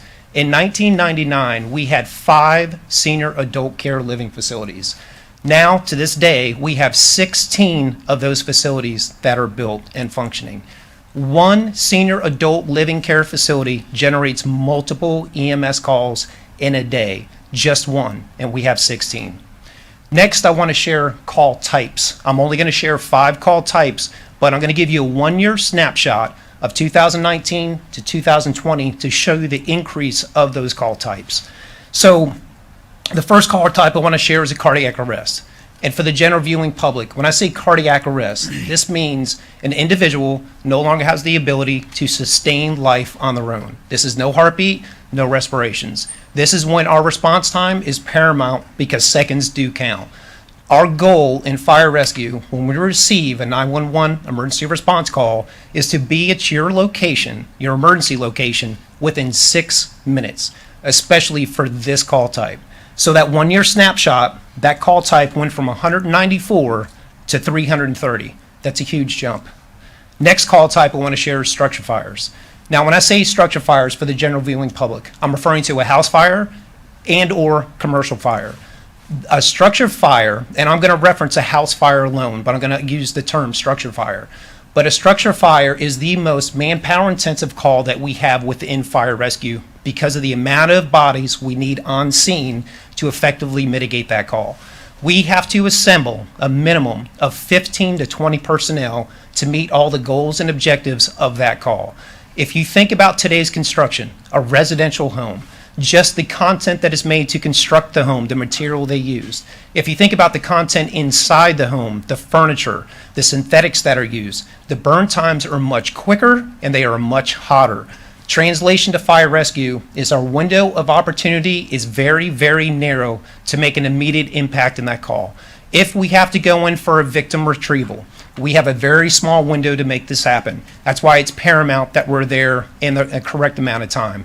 Now, for the general viewing public, if you see a home fire in your neighborhood and you see multiple trucks on scene, it's not that we need the apparatus. It's the people on the apparatus to effectively mitigate that call. So that 1-year snapshot, structure fires, 411 to 689. That's 1 year. All right, next, brush fires. I've been serving Martin County for well over 25 years now. And in my time frame, we have many historic brush fires along the way. But there's a lot of brush fires you're completely unaware of because we're doing the job correctly. But with a brush fire, this can be manpower intensive depending on the location of the brush fire, especially to residential neighborhoods. So 1-year snapshot for this call type, 475 to 835. It's a huge jump. Next is vehicle accidents. This one is a big number, and we can speculate all day long of why the vehicle accidents are happening, but that's not the point of why we're here. Vehicle accidents, 1-year snapshot, have gone from 3,612 to 6,097. I'm just trying to illustrate why we have the additional trucks on the road to meet the demand. The last call type I'm going to share is our EMS unit responses. This is actual trucks on the road responding to an emergency call. This will truly illustrate the need for the 5 additional trucks that we already have out there, but for the staffing to complement those trucks. That response has gone from 25,502 to 35,747. It's a huge jump. So the method we chose, the reason we chose it, we already put the 5 trucks on the road, and we have to meet the demand of the public. I already told you the timeline that we need to get there. But what we chose to do is to take those trucks and put them in existing fire stations. They can handle the increased staffing, the ones that are currently built and the ones that are being built. But I'm not here to say we will never, ever build a fire station. But I am here to say that this increased in personnel, the 40 FTEs, we can handle that within the existing stations now. We figure it's a more conservative approach and a more sustainable approach. The other is, currently, the 5 additional trucks that we have to have on the road, we are subsidizing with overtime. So these 40 additional FTEs will help us offset that overtime budget because we'll have the manpower.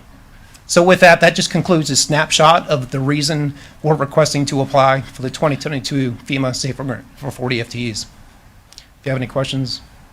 Commissioner Smith. First of all, thanks for all of that. Matt, I don't know if you have available, when we did the first Safer Grant, the savings from doing that, I think, can you pull that out, or do you have that available? I have some of those numbers, kind of locked away in the old brain. That'll be easier. Because it's one thing, I think, call volume and capacity, that's an enormous piece, and I think why you spent so much time going through it, so everybody can understand why we're doing it. But from what I remember when we did the first Safer Grant, it was really an overtime reduction tool that we used, and I think worked fairly effectively, and I don't know how much you can recall from that. But Yes, sir. Matt Resch, Fire Rescue Administrator. And as we portrayed in the agenda item summary, that each time we've applied for the Safer Grant, it's been for a very different reason. As you alluded to, the Safer Grant in 2009 was specifically for the reduction of overtime. We were approaching over $3 million a year in overtime expenditures, and that was because we just didn't have the staffing to meet minimum staffing on a daily basis. So we were short 11 people per shift. So we hired 33 people to accommodate and get us up to a minimum staffing need. There was a little bit of it took a couple of years to get us to where we needed to be, because we had to get those individuals checked off and into our system and become firefighter paramedics. But once they did, in fiscal year 2012, we actually had one of our best years ever, and we were under $200,000 annually for overtime. Unfortunately, at the same time, we had our collective bargaining agreement was not active, so we did lose some people to other departments, and then the overtime crept up again. But it was effective. came back again, right? I'm sorry? We came back again and filled that gap. Yeah, we filled that gap. We got overtime under control. And then in 2018, the most recent Safer Grant, that was for level of service increases we had several stations that only had 2 people in the fire engine, and they were basic life support. So we added an additional firefighter paramedic to each of those engines to create advanced life support capability on those 4 trucks. Thank you. Sometimes it's important to hear that and understand why we did what we did, and kind of where it has gotten to us to this point. Understood. The assisted living thing is, I know in some of ours up in Jensen, we're constantly having trucks there, on a regular basis. And I know that's a challenge, and I know that that's part of what this is all about. But I don't know, hopefully people listening understood what you went through with all that, because it's really hard to grasp how much that influences what you all do. And I know we talked a couple of years ago about trying to recover costs on that, and that's equally hard to do just because of the way it all works. So I think this is a great opportunity, and hopefully it narrows things down again, and very, very much supportive of it. Thank you. Commissioner Hearn. Yeah, I recognize that our call volumes are increasing. I recognize that our population is increasing. I recognize that there is the need for additional full-time employees.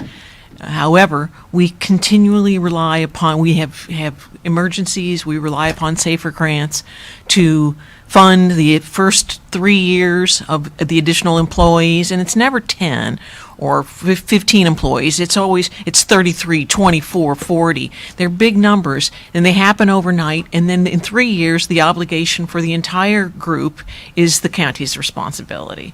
And I think that what we do is we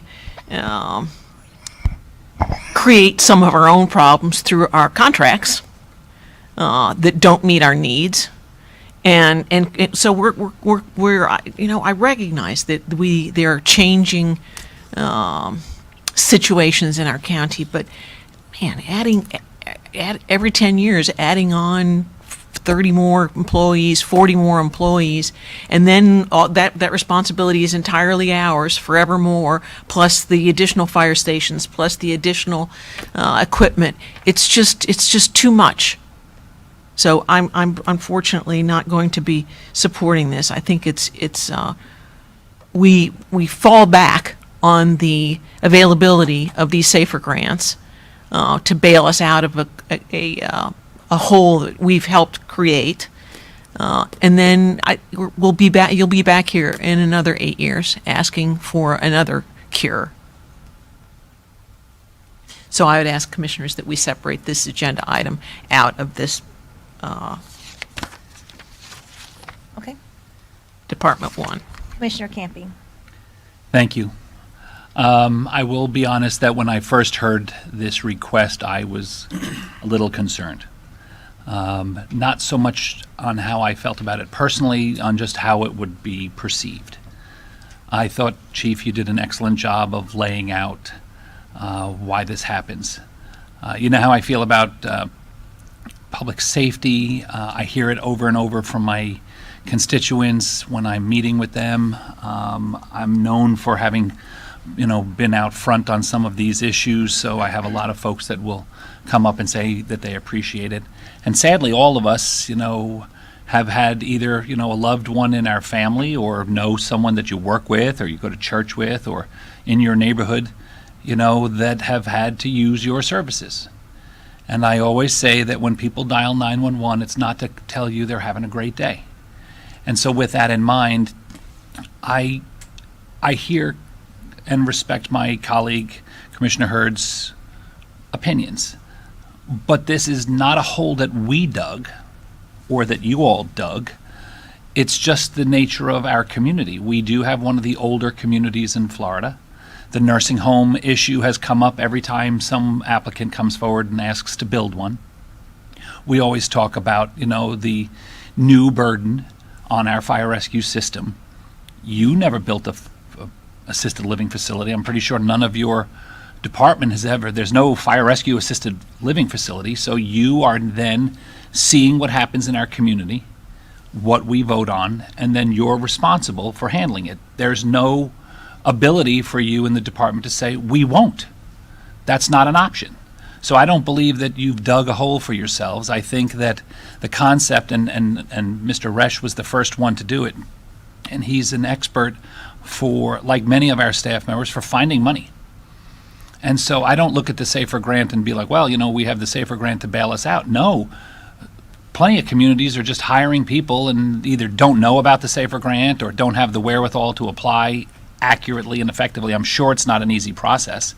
And it's not like you're asking the FEMA federal government to give you the money. You're applying for the money.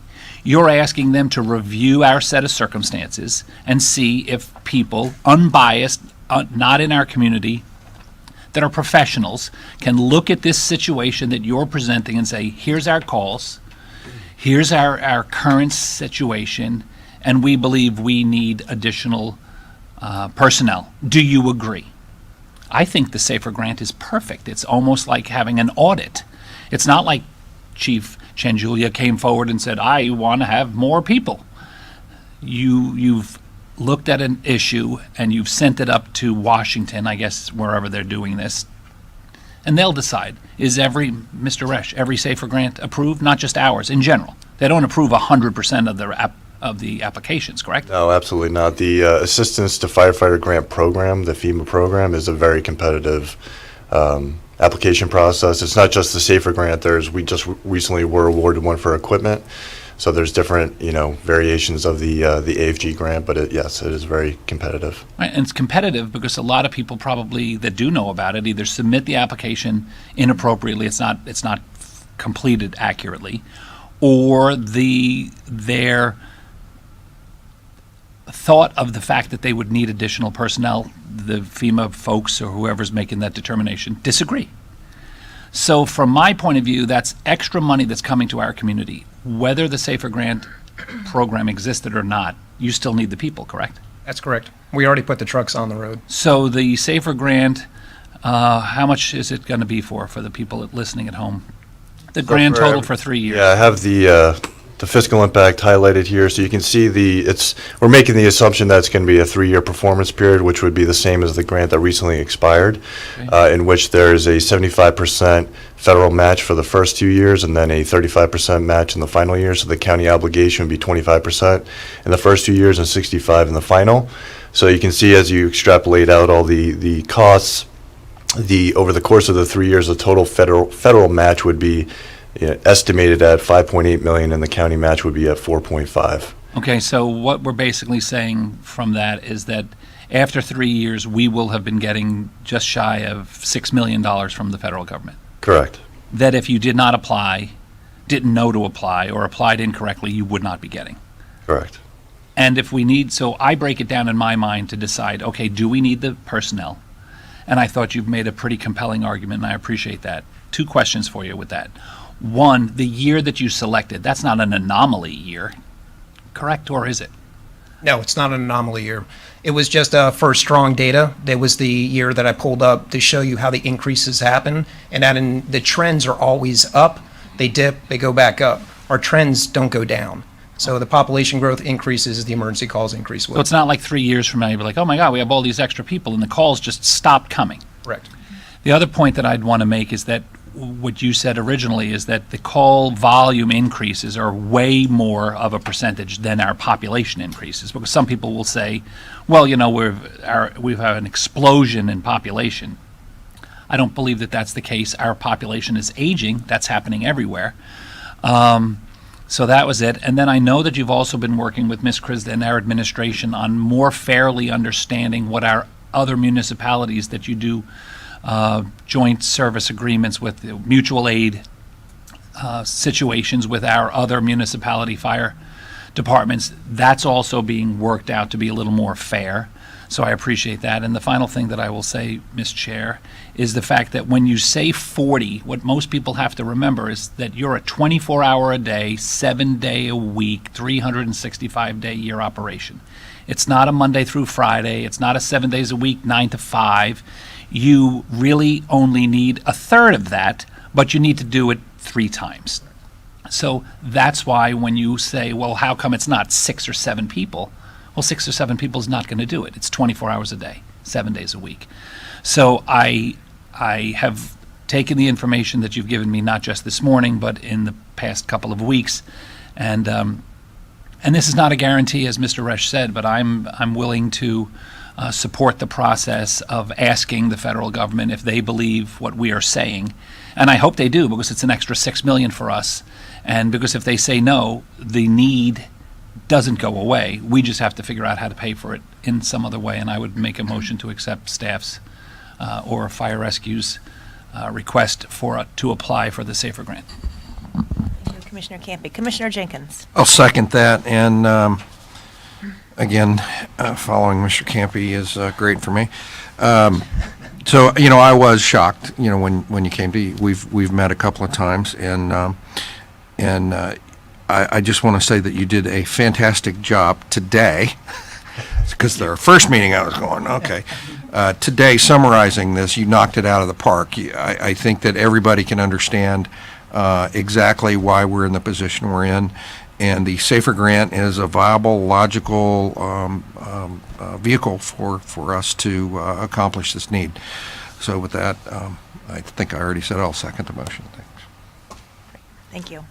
Commissioner Smith. Chief, just one kind of quick assessment, and if I assume you've done the assessment, but if you haven't, it would be important to do it, because I get asked literally every single day about all the units that are getting built in the city, at capacity-wise, and the coverage that we do, you do, that covers the edges or the interiors of the city. Is that affecting this as well? I mean, is that a piece of this, or is that above and beyond this? That is definitely a piece of this as well, but the interlocal agreement that we just entered a couple of weeks ago, it helps address that financially. But their services, the way their infrastructure is built out, it definitely impacts our services. That's correct. And I think that's equally important. I think our residents need to fully understand there are some things that are out of our control. I mean, a lot of things in this conversation, but I think again, the total amount of units that are happening in the city are going to stress everybody's limits. And so I think that this is an enormous piece of that, a big piece of it. And we'll have to see, but hopefully the interlocal will help. I'm concerned that call volume that's going to increase, and I think I pretty much understand the city's capacity. I just don't know how those two align and how much more we will be expected to take on or end up taking on as a result of all of this. So, thanks. Good. Okay. Well, I don't know what more I can add. You know, I certainly agree with Commissioner Campy and Jenkins and Commissioner Smith's comments, and you really did a nice job illustrating the necessity, and 44 does sound like a big number, but those statistics, and I think the characterization that we're bailing, you know, for the residents to even hear that we're bailing out of a hole, I think our number one obligation is public safety, fire rescue, police, and that is the expectation of the public. So I think it has certainly been managed, and Matt, you did a good job illustrating the 2009 numbers and how they came back down, and when we weren't under an agreement, how our folks left, and what the financial impact that has had on us. So with that, we have a motion by Commissioner Campy, seconded by Commissioner Jenkins. All those in favor? Aye. Opposed? Opposed. Motion carries 4-1 with Commissioner Hurd dissenting. Thank you. Thank you. So we, Jennifer, you did Item number 1. item number 1, and that was number 2. So we're going to skip down to number 3. Okay, item number 3 is permission to accept the Florida Department of Transportation amendment to the mill and resurface runway design.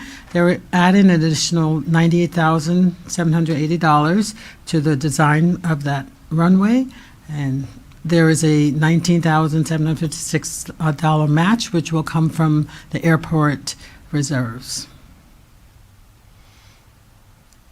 Next item is, and the board has already approved this grant, but there was a slight modification in their general terms and conditions. So we're just asking the board to again approve the modification on the grant for the E911 CPE system upgrade. Item number 5 is mosquito control is requesting execution of the annual certified budget for the arthropod control, and it's it's required by Florida statute to approve the certified budget for that chemical. Item number 6 is we're requesting an amendment for fiscal year 2021 for the Jensen Beach mooring field, and it's due to the revenues that was anticipated was not received because of the delays in the construction and the safety issues with the dinghy dock. And so the total revenues that was collected in fiscal year 2021 was $3,221.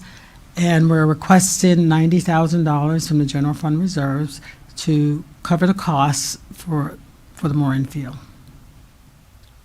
Thank you. Commissioner Hurd. Yes, do you know overall what the costs for the Jensen Beach mooring field are so far? I don't have it on hand, but Todd has it. Yeah.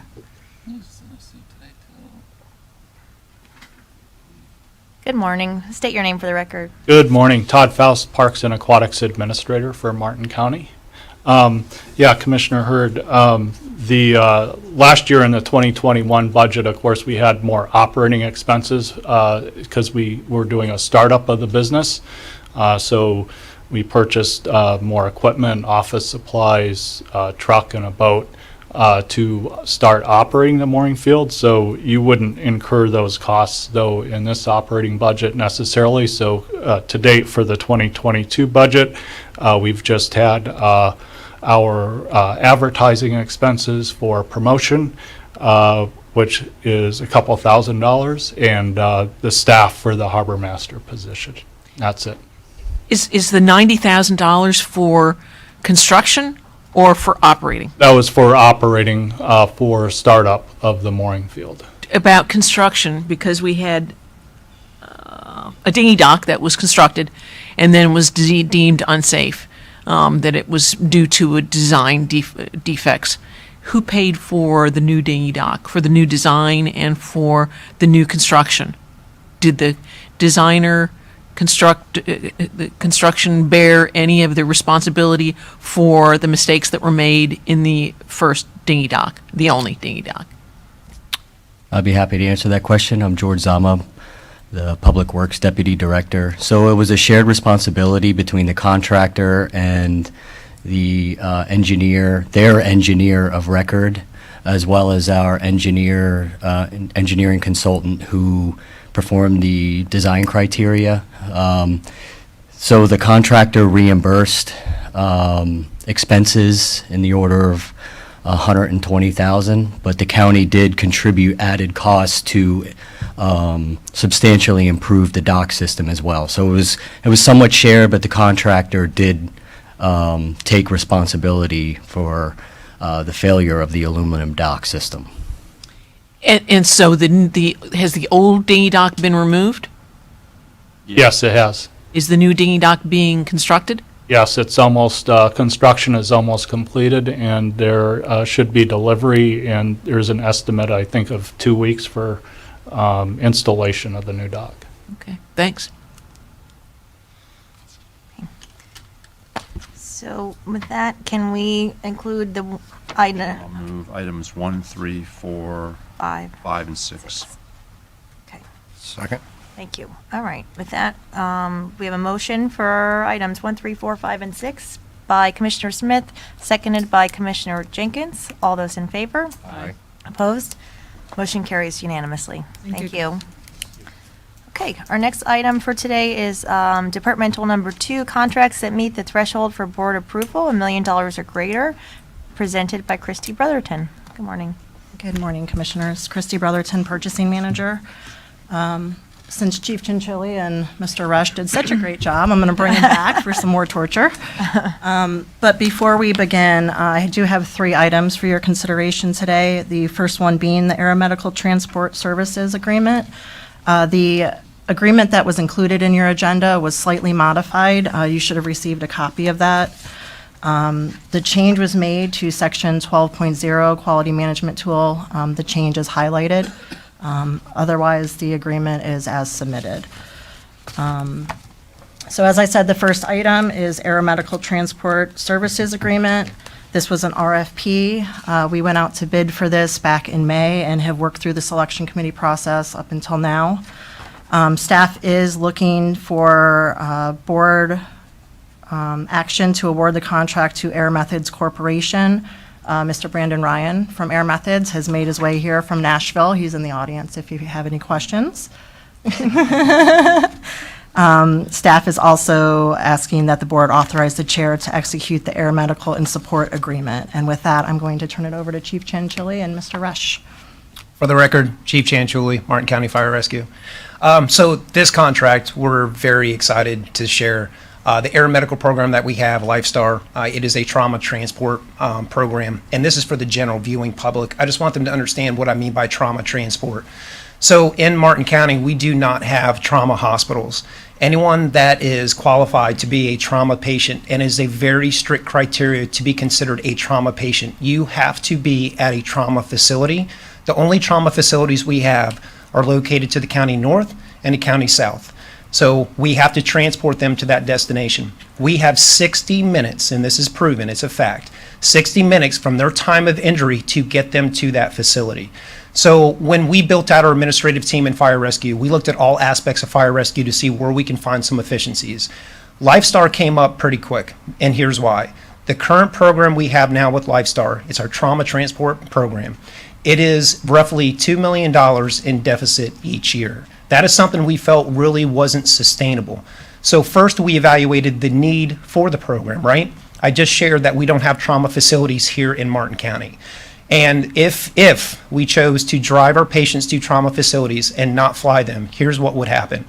Our best case scenario, this is no traffic. If we got on scene and they were declared a trauma alert, which is a trauma patient, then we would have to drive them. That drive time is over 20 minutes alone.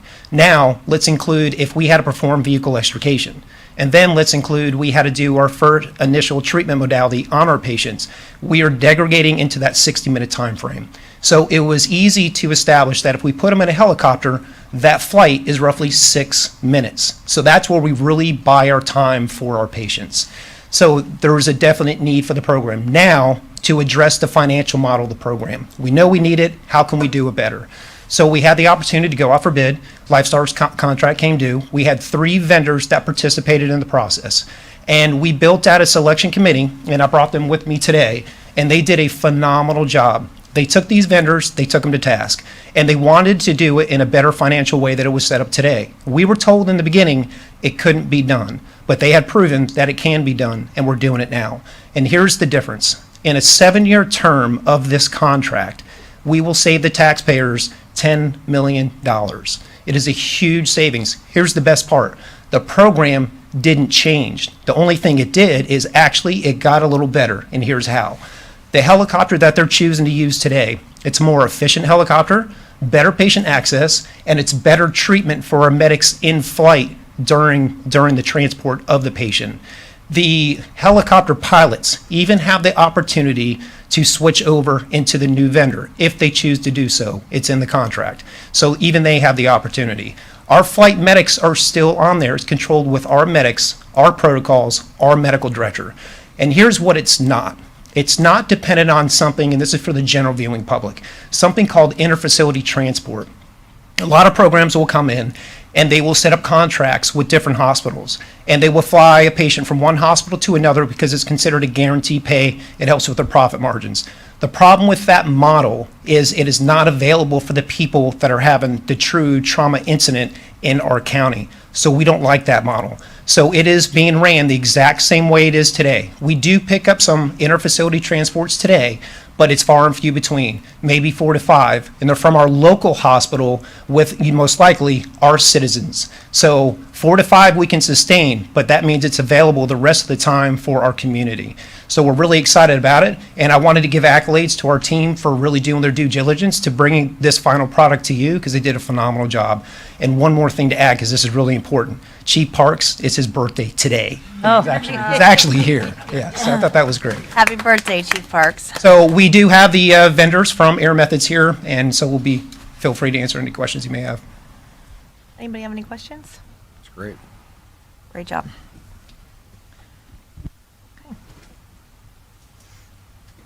Do you want to? I can move on to the next one if nobody You has want to any do this questions. separately?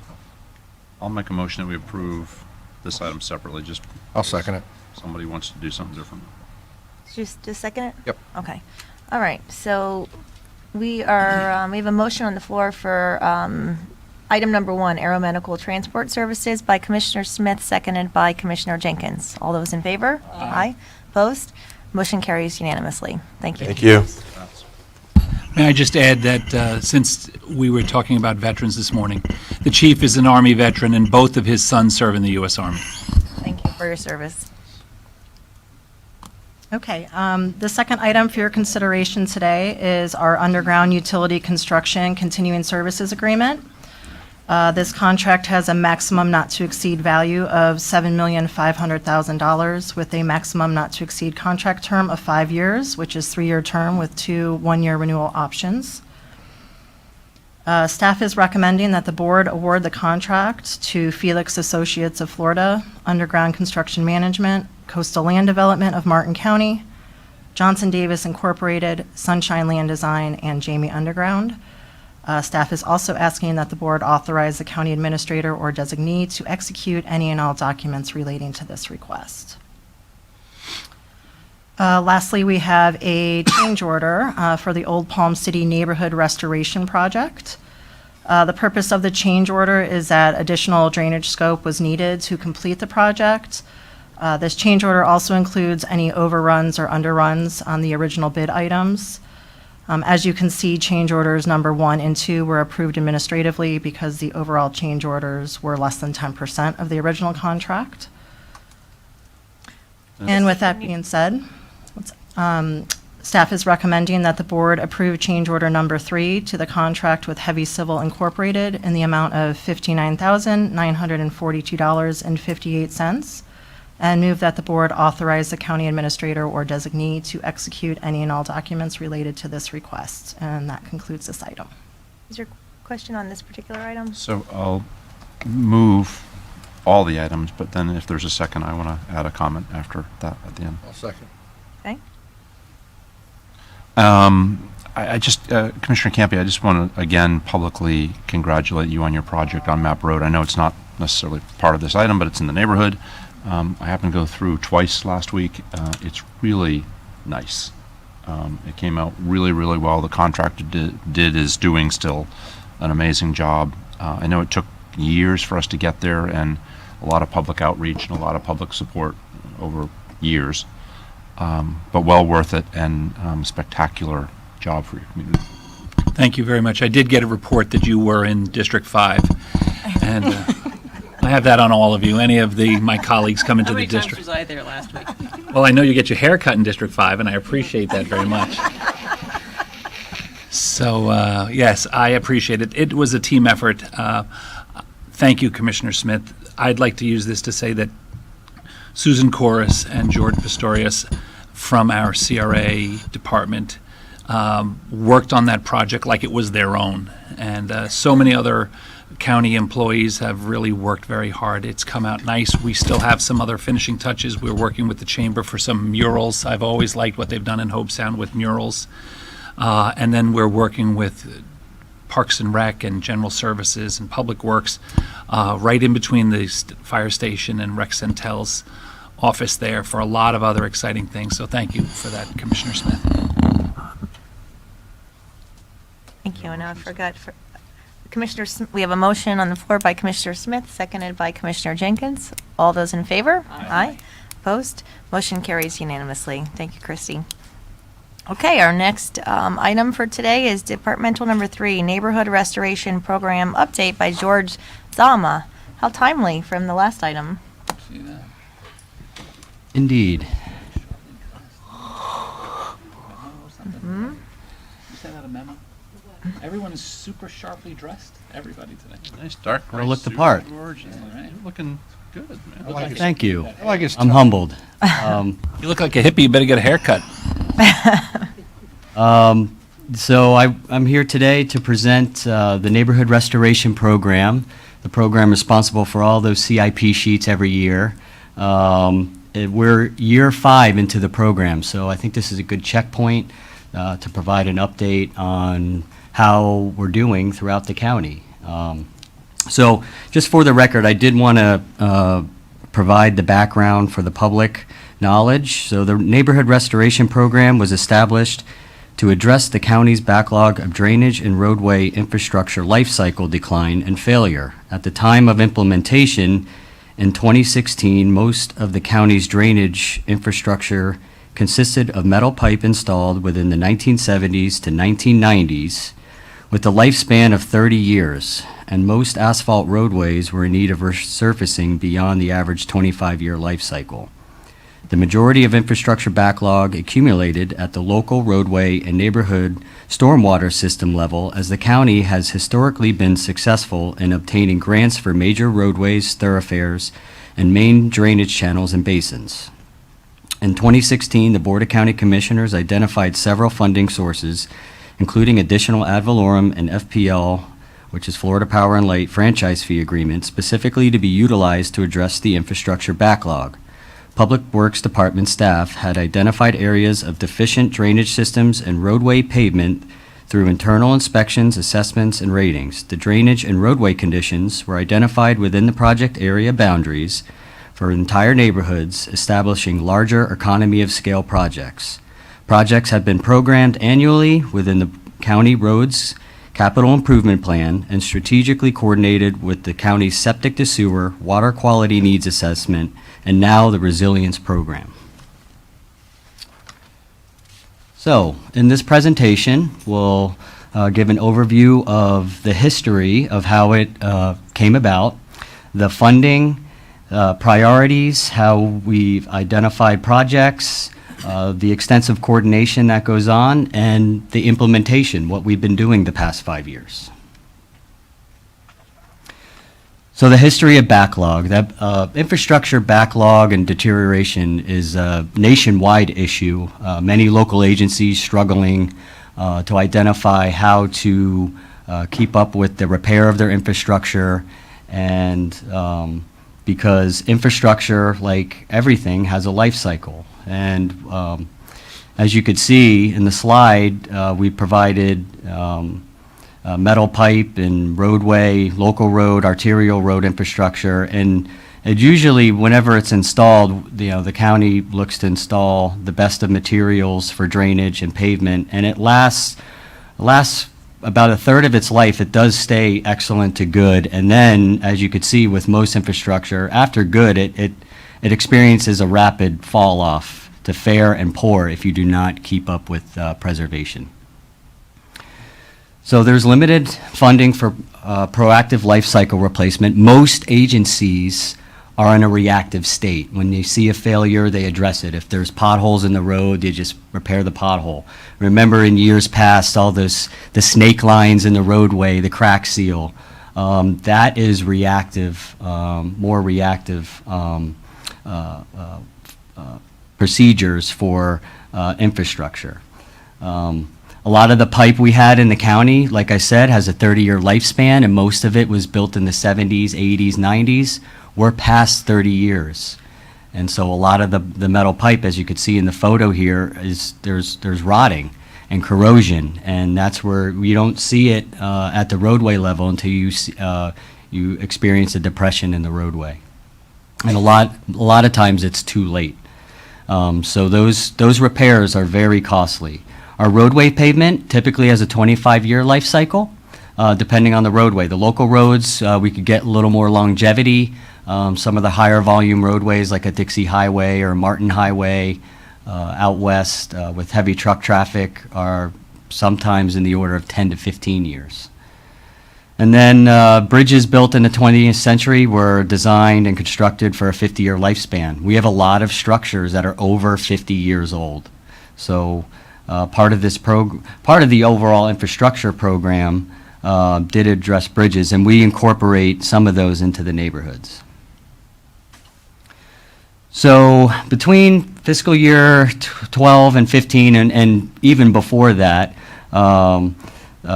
this was discussed on numerous occasions, and we were looking to, I know Don presented many times, and one of my predecessors, Terry Rout, about these backlog issues, and we even proposed sales tax referendums, which did not proceed. So the board actually, in light of all that, still identified the importance of addressing our infrastructure backlog, and identified two funding sources. Specifically, they increased ad valorem in the order of $5 million, and then implemented a franchise fee.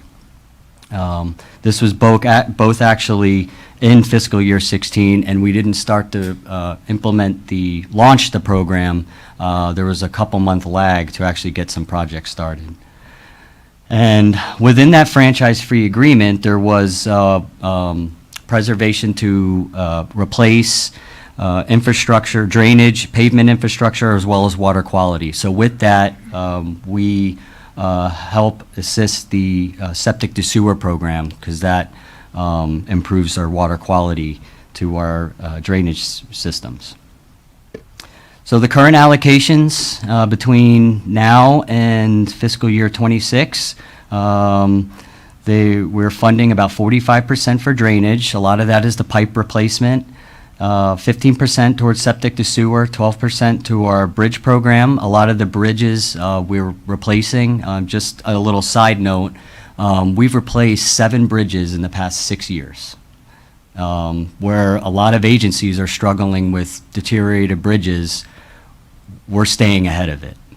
We do have one load-rated bridge in the county now, in South County, and it's programmed for design and construction in the CIP. And then the remaining 28% goes towards roadway. And then I just wanted to give you a visual graphic of what we've presented back in 2015, the projections for addressing the backlog. So the blue was actually an increase. Backlog accumulates over time, and then we kind of leveled off in 2015, 2016. But being that the board stayed committed to addressing the backlog and continuously funding with these funding mechanisms, we're cutting into the backlog. It may not be as sharp as this curve, but we are addressing it. We are paving more roads than we need to stay level. We're replacing more pipe, and I'll go into that a little later in the presentation. So the priorities, how do we prioritize neighborhood projects? There's a lot that goes into it, including coordination, but internally, we have a road rating system. Our staff does a good job, they're very hands-on. We're blessed with excellent staff that have firsthand knowledge of roadway conditions, and we work with IT staff, and they've helped us implement a road rating program. And you could see it's colorful, it really sticks out what roads are good, what roads are bad, and these are updated every 2 years. We have staff that go out and they drive all 500 miles of county-maintained roads and rate these roadways. So as we've seen that these maps have gone from orange and red more to white and green. White is brand new pavement and green is in really good condition roadways. So what we do is in a neighborhood much like this, there's this area, there's orange and red roadways. Those are roadways in bad condition. And then if it's accompanied by failing drainage pipe, those neighborhoods were the ones that shot to the top of the list. And so the county staff does an assessment of these neighborhoods where, first and foremost, if there's failing pipe, that's the highest priority for the health and safety of the public, and then the roadway conditions. And we have more prevalent flood control that's also factored in. And now with our septic to sewer program, we've been working with our own utilities department in reprioritizing some of those projects to reduce the impact and preserve our investment in infrastructure. So like I said, there's a lot of program coordination and identifying a lot of the projects from like I said, from the previous slide. It takes a lot of internal coordination within our own department with survey, traffic, field operations, and real property. And really, there's a lot of work that needs to be done up front before we can even consider design or construction of these projects. Like I said, also utilities and solid waste, we have quarterly meetings, and for more project specific, we meet as well, and we also meet with external utilities. Not only our own utility and solid waste has a septic to sewer program, but South Martin Regional Utilities in Hope Sound, and even South County with the Loxahatchee River District. We coordinate our neighborhood projects with their programs. And then we also have our administration and you, the Board of County Commissioners. Every year we meet and we go over the 5-year work plan, and it's presented to you, and we go over these funding strategies for design and construction. And last but certainly not least, the public. These projects are performed in front of their homes. This is their livelihood. And it's become a priority for me personally to implement within our department a public outreach program for these types of projects. We want people to know what we're doing and why it's important to their neighborhood. And it's not just a disruption or replacing a pipe culvert in a driveway in front of their home. It's knowing why the system is there and why specifically that culvert needs to be replaced. So With drainage and sewer, we have property, property connections, and here's, I also wanted to show some of the postcards. This is part of our public outreach program. Postcards are sent out to all the property owners identified within a project's work zone. So the next few slides, I just wanted to show a visual footprint of what the neighborhood projects encapsulate within each district. In District 1, I've highlighted in yellow projects that have been completed, and mind you, the Public Works Department only works on infrastructure within county-maintained roads. So a lot of these neighborhoods that have been addressed first are some of our older neighborhoods, or like I said, neighborhoods that are also implementing water and sewer. So you have, in District 1, we have North River Shores area, Palm Lake Park, which also added sewer, and in Palm Lake Park, water as well. Pinecrest Lakes, Jensen Park Estates, Northwood. We had some parts of the Jensen Beach Skyline area, and then you could see what we have in the CIP is Beau Rivage, a lot of the Rio area, Leilani Heights. In District 2, which encapsulates a lot of the roadways are actually city roads and neighborhoods, but we've targeted a lot of our older neighborhoods such as Golden Gate. We've done the drainage. Utilities is in there now, installing the sewer, and then we're going to be, Public Works is going to be coming back and paving all the roads. In our typical phasing approach of drainage, sewer if needed, and roadway resurfacing. We've also been we're in Gaines Avenue right now. I wanted to highlight that, and then we have Coral Gardens and the Port Salerno area programmed in the CIP.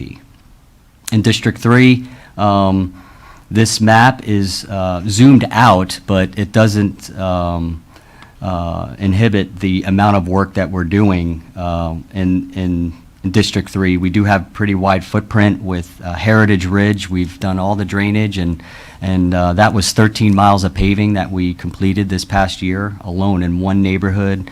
We're working on the Gomez Corridor right now, and then we have Hobe Hills, the Zeus Park, and then South County, we also have Turtle Creek, which we coordinated with the Loxahatchee River District, as I mentioned before, and then some of the areas into neighborhoods in Tequesta. In District 4, our flagship project was Parkwood, and we also performed the neighboring Vista Salerno. We're in Hibiscus Park right now.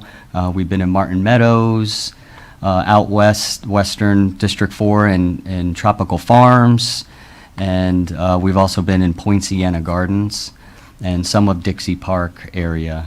As you could see, we have Rocky Point, a lot of the Port Salerno areas, New Monrovia and Cove Ridge that are in the CIP. And then in District 5, we completed a lot of the, out in Palm City Farms, it was mainly a roadway restoration project, and a lot of the drainage we're responsible for was pipes just underneath the roadways. And then there was a bridge project that we incorporated in the neighborhood project as well on Boat Ramp Road. And we've also been in Old Palm City, which we're still working with. Utilities is programmed to install sewer next year, and then we're going to be completing that project with resurfacing. And up here, this blue is our last project within the 5-year CIP, which incorporates a lot of the coastal areas off of Map Road, and we actually are looking to apply for a resilience grant for that project because of the future inundation models. So some of the notable achievements since 2016, the good stuff, and I'm very proud to say, it's easy for me to say this, but there's a lot of blood, sweat, and tears that go into this program. With staff and coordination and working with residents. We've paved 110 miles of centerline miles of roadway, in 5 years, which is quite substantial. We've also replaced and installed 12 and a half miles of pipe. I had to go in miles because in feet, I have it written here, it's 66,000 feet of drainage pipe. This stuff does not go in easy. There's a lot of stuff in the ground. There's utilities. That's quite a lot of drainage pipe, and we have a long way to go. But there's quite a bit of coordination that goes on even with other utilities. 38 miles of swale regrading, which is 200,000 feet of swales. And this doesn't even scratch the surface of the amount of swales that are out there. Including with that is some of the drainage pipe or the driveway culverts and driveways that need to be replaced. And then 12 miles of sewer installed. I'm not going to take the full responsibility for this. Utilities and solid waste, working with them. I just wanted to highlight, the great working relationship that we have. 12 miles of sewer installed, and that doesn't even include the projects we're working on right now, which is 63,000 feet of sewer. That's pretty substantial. So like I said, these projects are not easy, and there's a lot of work that goes into it. So I wanted to say special thanks to you, the Board of County Commissioners, for keeping this a priority. You haven't let your foot off the gas for the past 5 years. You've really wanted to make a dent in the backlog, and you're doing a great job. And to administration, our generals, Taryn and Don, for supporting the program, our OMB staff, coordinating with them year over year.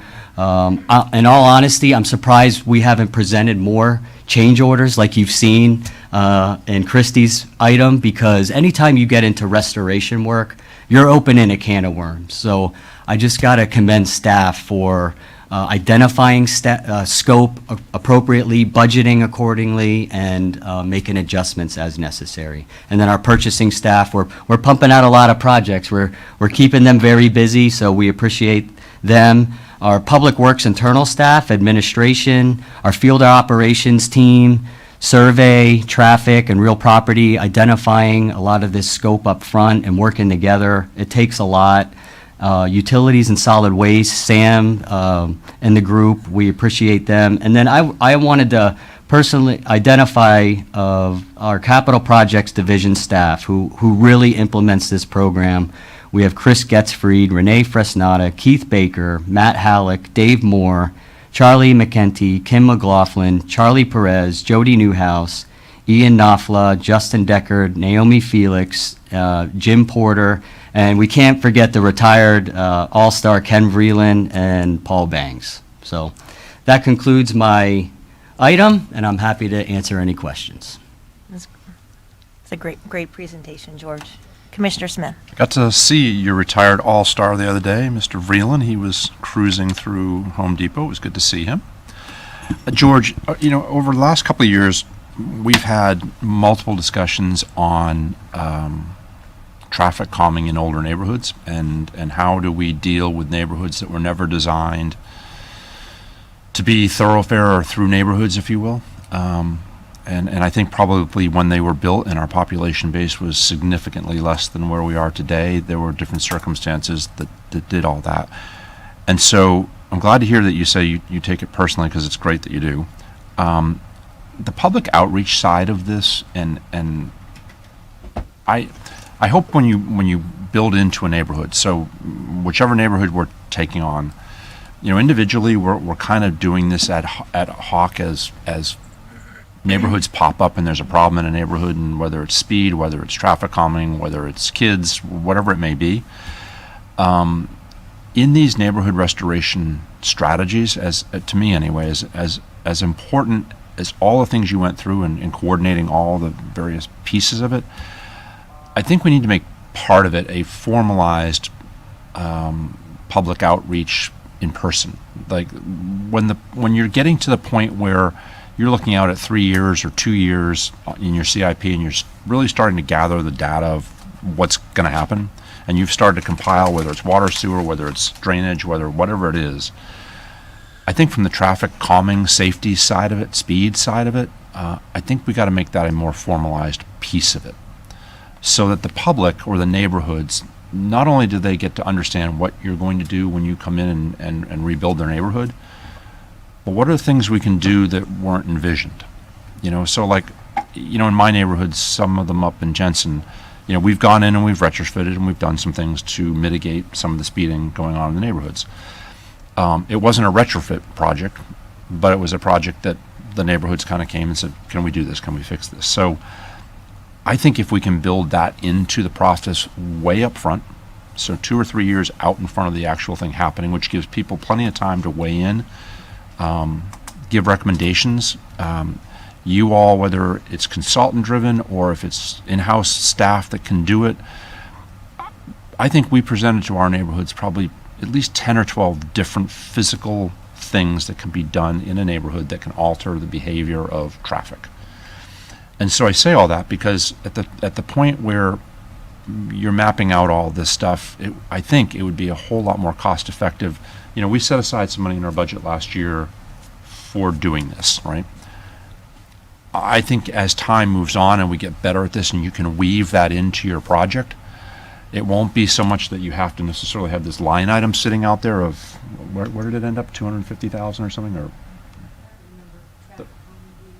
Doesn't matter. Whatever it is we did, to me it's as equally as important as if the neighborhood really needed water and sewer, or if it needed drainage, but at the same time the asphalt's in really crappy condition, so we're going to go back and repave it. Okay. Factor into that, what are the neighborhood input side of, do we have the right speed limits? Do we have the right traffic calming things? Are there traffic calming things we can do?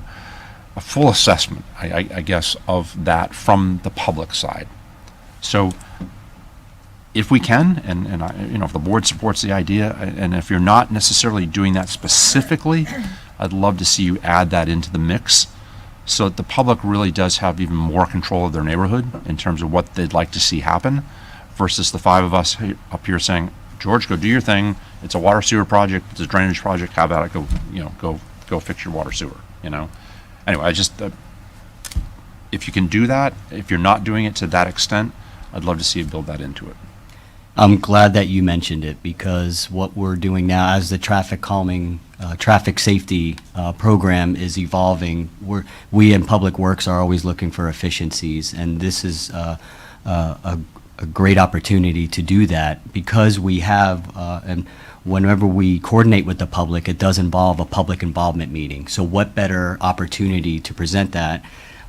Actually, to be honest, whenever we go, we hold these public involvement meetings, the two things that they're not concerned about drainage or paving the road. That when am I getting my sewer and what can we do about traffic calming? So we're going to be inviting traffic staff to these public involvement meetings, and it's a good time. And now that we're doing more sewer together with utilities, we've done a lot of coordination meetings with both groups. And if we, what better opportunity if we're going into a neighborhood, we want to encapsulate everything while we're there. And if we need to, we can have follow-up meetings for anything infrastructure or traffic safety as well.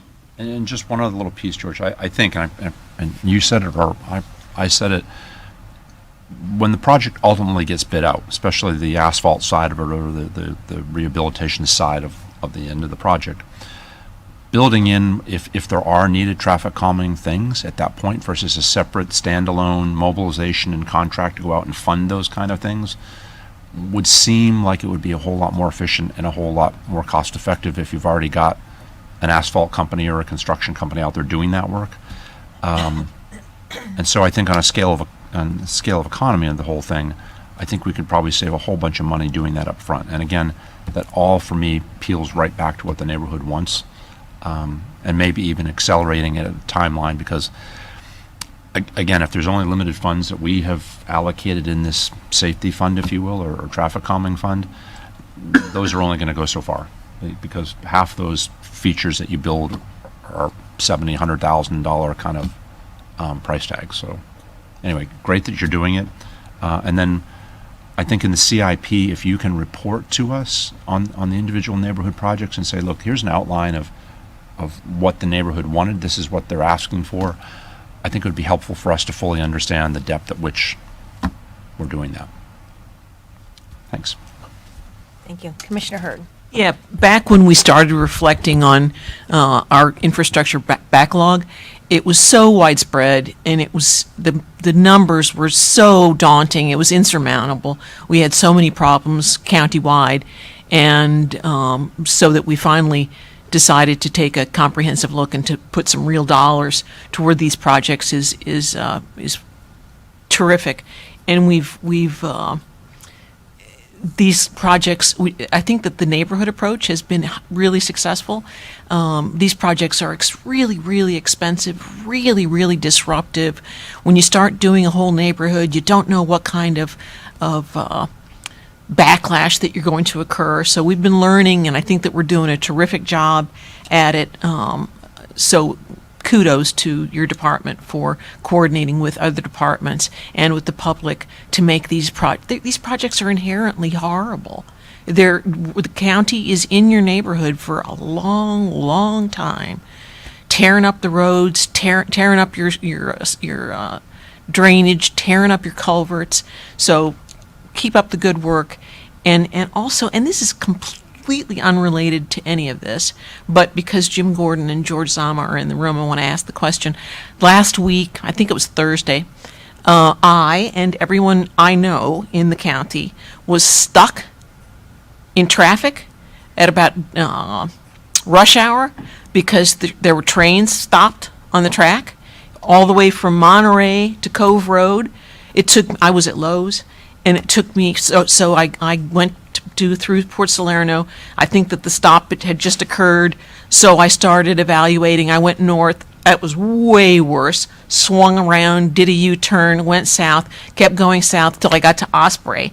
Crossed Osprey, crawled back up. It took me an hour to get home. So everybody I know was caught in that.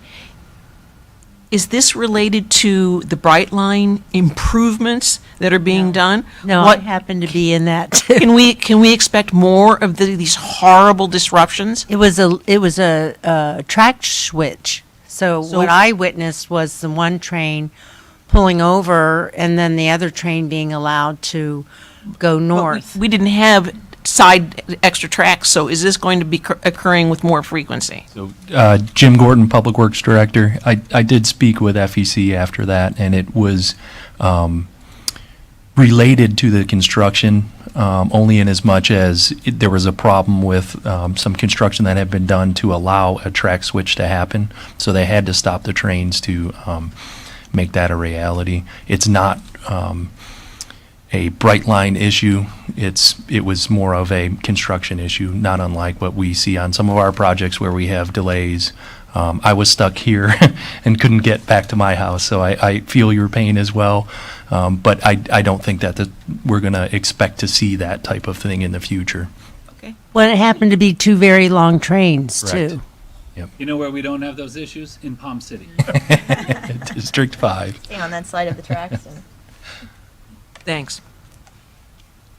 My only comment, sir, is Good job. Great job, George. And I would echo too, Commissioner Smith talked about, you do a phenomenal job at public involvement and community outreach. And of course, I'm in support of giving you any of the tools that you need. So please don't, hesitate to let us in communications know how we can help you continue that great public involvement process that you have. Thank you. Thank you. All right, with that, we are on to the last item of the day, which is departmental number 4, update on Hutchinson Island Shore Protection Project and the St. Lucie Inlet Sediment Budget Update. Kathy Fitzpatrick, good morning. That is a hard act to follow. Yeah, it is. Let's see if you get some applause here. And now for something completely different.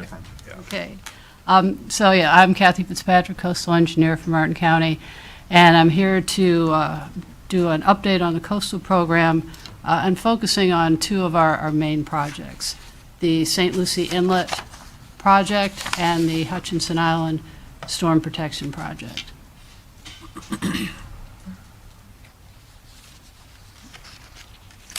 Okay, so starting with the Hutchinson Island project, It's important to remember that this is a federally authorized project that was first constructed in 1995.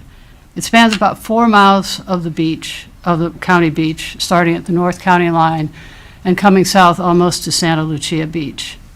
The sand for these beach renourishment projects is harvested from offshore sand shoals using a dredge and then pumped onto the beach.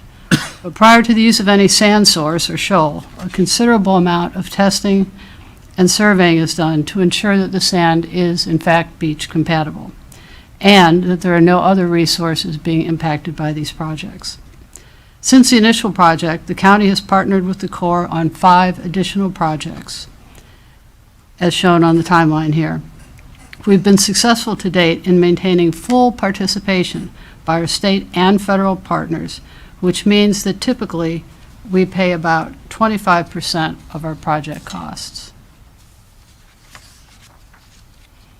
So there's 2 types of monitoring that we conduct after a project to determine its performance.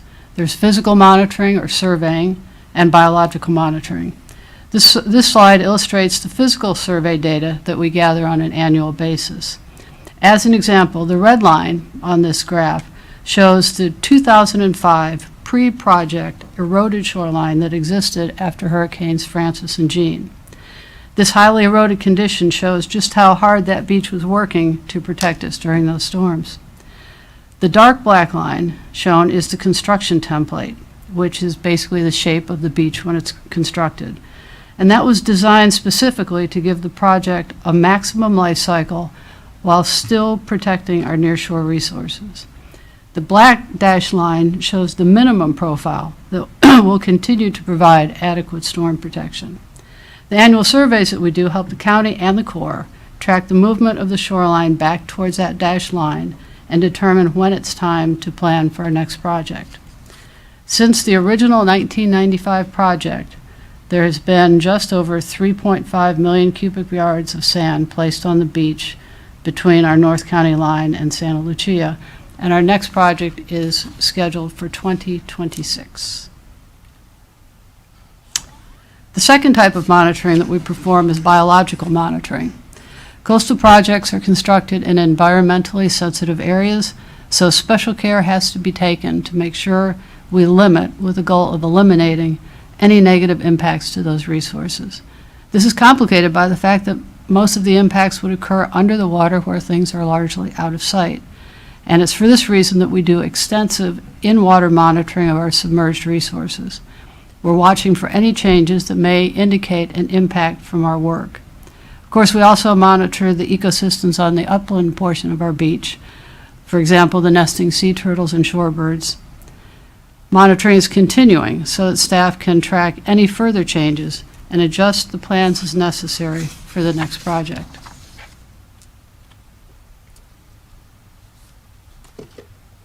The information from all of this monitoring helps us understand and better predict how the sand moves on the beach and under the water and plan for future projects.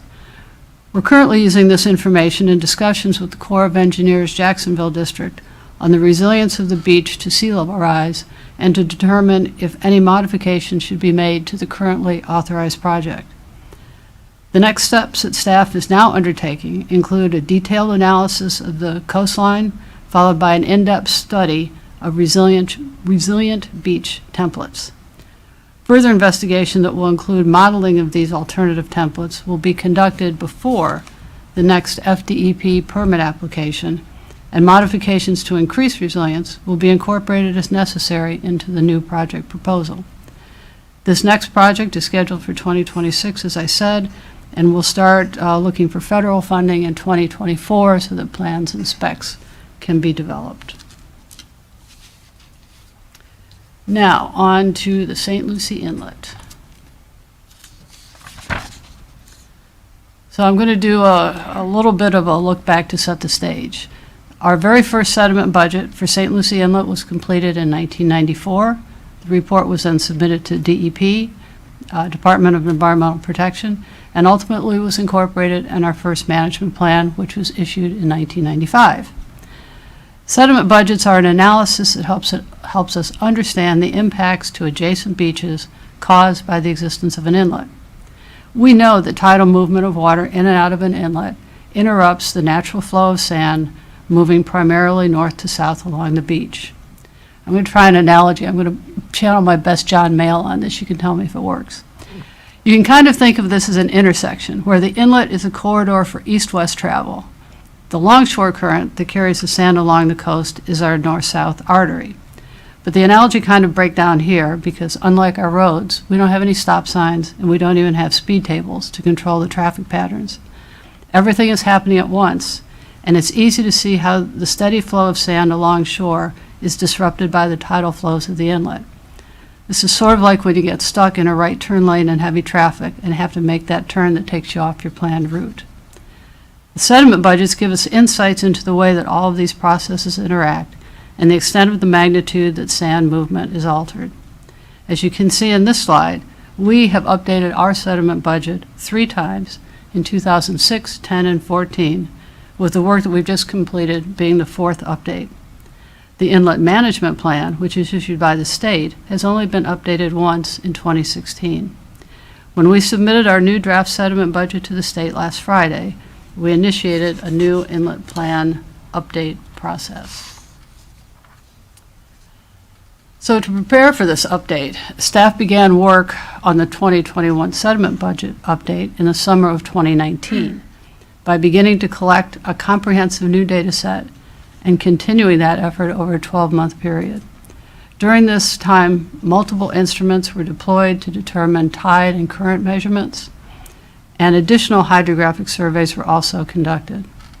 Monitoring efforts, much like those I detailed for the beach project, augmented by this additional data, gives us the information we need to fuel the models that are run to produce the foundation for the final sediment budget. Taken together, this information paints a picture of when, where, and how the sand moves around the inlet.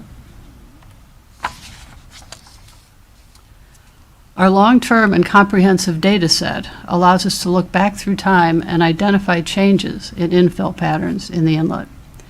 What has become clear is that our planned and routine maintenance dredging protocol, which was implemented about 10 years ago, has brought the inlet into a state of dynamic equilibrium, where major storms can cause blips and deviations from these established patterns, but overall there's a predictable progression to the inlet processes.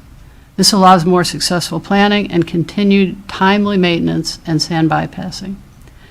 With the extensive data that has been collected and by implementing our routine dredging schedule, we have avoided the extreme conditions and long-term deposition patterns that have developed in the past and are represented here in the years 2007 and 2012 when the inlet was approaching closure. So I'm sure you're very impressed. This is the fruits of our labor. There will not be a test at the end of this. But this is what our final sediment budget diagram looks like. It has allowed us, or actually our consultants, to dial in the pathways that the sand follows in and around the inlet, as shown here. We've learned, for instance, that the recycling of sand that occurs when we dredge sand from the impoundment basin, pump it back to the north, and then watch that sand erode and move back into the impoundment basin, does not have a material impact on the overall sediment budget. It's just a closed loop that keeps operating inside of it. We can also see that there's no appreciable volume of sand that sneaks in the inlet and past the impoundment basin and into the interior shoals where it would no longer be recoverable. This increased understanding has largely verified the numbers that were contained in our 2014 sediment budget, but with much more detail. The most recent data and analysis indicates that the inlet creates an annual deficit of 162,000 cubic yards to our southern beaches and an annual deficit of 36,000 cubic yards to the beaches north of the inlet. Our total sediment bypass requirements increased from 195,000 cubic yards to 198,000 cubic yards, which is functionally the same number and requires no change in our current plans. You can also see in the last column with the header Current Status that as per the requirements of the 2016 Inlet Management Plan, we are in surplus in terms of bypassing compliance to beaches both north and south of the inlet. So what comes next? As I mentioned, we have submitted our new draft sediment budget to the state for their review and comment, and concurrently, we provided copies to all of the St. Lucie Inlet stakeholders. Next, the state will review our submittal and hold at least one meeting where all stakeholders will be invited. The state will consider comments and information submitted by all parties and develop a new inlet management plan, which they will issue at some future date. The dates shown on this slide are my best guess, but I do expect an updated inlet management plan to be issued sometime in the summer of 2022. But again, I don't anticipate it will require any material changes to the way that we manage our inlet currently. And with that, I'd be happy to take any questions. Anybody have any questions? You did a Thank you. great job.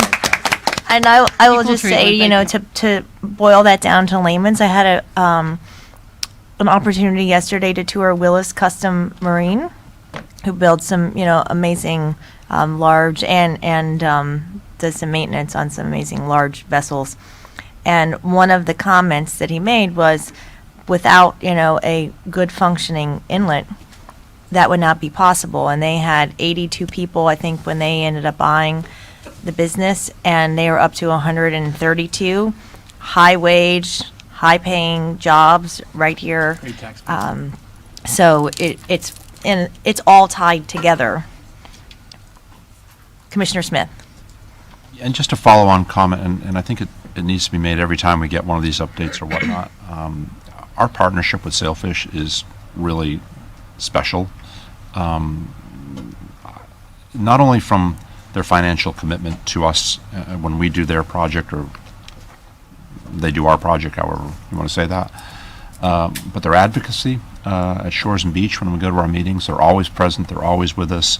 I don't know of another community that really steps up anywhere statewide at our meetings like they do, and it's super important for all of us. And the things that Kathy pulls off and makes happen are really well supported in the background by a lot of great people that do a lot of great work. So not only do you get applause, but the magical work that you do pull off, the relationship we have with the state and the feds on what we do with our beaches and inlet is really special, because it's not like that throughout the world of inlets and beaches. So again, Kathy, thank you, and Sailfish, thank you for all your support. And we would be remiss if we didn't thank Congressman Mast for his appropriation request. Yes, he's been instrumental in getting funding for the St. Lucie Inlet included in the potential budget. And now it just remains to be seen if we can get the federal funding to happen in time to help us. But we are working steadily on both tracks, for the federal project and for the local project. And one way or another, there will be, well, assuming we get bids, there will be every effort made to have a dredge in the inlet, hopefully February, March of next year. And I appreciate the term that I pull these things off. I take that as a special badge. Thank you. As long as the train's going forward. That's right. Not in Absolutely, reverse. and not on the tracks. Thank you so much, Kathy. Okay, with that is the last agenda item of today, and we are going to take public comment. End of the day public comment. I have one speaker form, Mr. Frank McChrystal. Good afternoon. Hey, thank you. Shout out to Mr. Doolin. Take note of this last presentation. I like to call that the genius of Trump. She took a very complex subject and got it down to the people's level, which I believe is about a 6th grade reading level these days. So it was interesting. Mr. Doolin mentioned one thing that caught my interest, and I think if he comes through with that suggestion that he had, he discussed some of the redundancy in the comp plan actually hurting the citizens of Martin County. So I think if he could present that, that would go a long way, in my mind, okay? And again, Clyde, take off your engineering hat and put on the sixth grade level hat and present it in that way. Another thing, I was at the MPO meeting, the last MPO meeting, and thanks to the District 2 Commissioner for staying on this. My mom lives at South River. And a big thanks to the District 5 Commissioner for jumping on board and actually saying out loud that, yes, I agree with the District 2 Commissioner that this is probably the most dangerous intersection in our county. And it's the most, probably the next place for a catastrophic accident due to the perfect storm that it really is. So I'm asking the other commissioners, if you haven't seen this personally at the right time, maybe you could. And if I'm wrong about this being the spot in all of Martin County for the next traffic light, then prove it wrong, and so be it. But if not, maybe if the right people knew that we, as a majority, all agreed that this is the spot where the next catastrophic accident will happen, and this is where we need our next light, however long that takes, but this will be the first priority. So thank you for that. Frank, stick around because I have something during commissioner comments that you could write down and bring back. So we're going to move on to commissioner comments. Oh, we have another public? Okay, sure. You can fill that out after. Just want to thank you for acknowledging the traffic and safety issues in Martin County. I really appreciate it. Thank you. Great. Anybody else in the gallery wish to make public comment? Okay. Commissioner Jenkins. Just a reminder, I've announced it a couple of times, that November 13th from 9 to 2 is our Second Chance Career Day event at Doc Myers Park. We're hoping to have match some employers with some employees. And that's it. Great. Commissioner Smith. Two things. Frank, to your follow-on conversation, I said this at our last discussion relative to Chapter 2. Something I think that staff always tries to do for us, and I mean us, meaning the commission as well as the public, is to put ourselves in a position where we are defendable. And when we get into a situation where our comp plan or our policies put us at odds, and it opens it up to a relatively easy challenge, we end up being the losers at the end. And what they strive really hard to do, both growth management and our legal department, is put us in a defendable position that if we have to go into court, we win. And that's something I appreciate more out of our staff than anything else we do. And I don't think that should be lost, whether it's the sixth grade version of understanding the language or not. That's really, at least from my perspective, I think from most of ours up here, we want to put ourselves as a county in the best position as possible to defend what we believe is the right way to grow and do what our comp plan says. Second part, for the congratulations side of today, thank you, Commissioner Hetherington, again for reaching out to FDOT. I've heard back from a couple of your businesses down in Golden Gate on A1A for the additional cut-throughs that were added to the landscaping and safety improvement project down there on A1A in Golden Gate. It means a lot to them. And again, thanks FDOT for addressing it and making it all In a timely manner. In a timely manner, even though it seems like it took a while and there's going to be a little bit of an extension on the timeline to get the project done. I think it'll be all well worth it at the end of the day. Thank you. Thank you. Commissioner Campy. Thank you, Madam Chair. I have sad news to share. Some of us were at a Boys and Girls Club event at the Flagler Center a couple years ago, and there was a young lady that sang the national anthem, and I thought she did such a remarkable job that we asked her to come and sing it here at the commission meeting, and she did. And then recently I asked her again if she would sing it at our Map Road ribbon cutting ceremony, and she very generously did. Her name was Fabiola Alcinet. She was 20 years old. She had the voice of an angel. She sadly died of cancer yesterday, and she was battling cancer when she sang at the Map Road ribbon cutting, but she still came and sang. None of us even knew that she was sick. So I wanted to offer my condolences to her family and loved ones and say that she had the voice of an angel, and now sadly she is one. Thank you. Thank you. Commissioner Smith? Ed, thank you for that. She really was super special. Fantastic. I think from the whole commission, if the chair, staff could put together a letter of condolences and whatnot. We're trying to get some details on what her services will be and, you know, where her family is. So when we do, I'll lead the charge, if you don't mind, on putting that together. It's just, you know, we lose a lot of friends in this business and a lot of acquaintances, and we come in contact with a lot of people, but every once in a while, people like her make a real, like, immediate impact on all of us. And she was really a special person, so thank you for all that. Thank you. Happy birthday. I'm set. Commissioner Hurd? I just had one follow-up. We discussed this at the Martin MPO, and I said that perhaps that we can do something on our general website.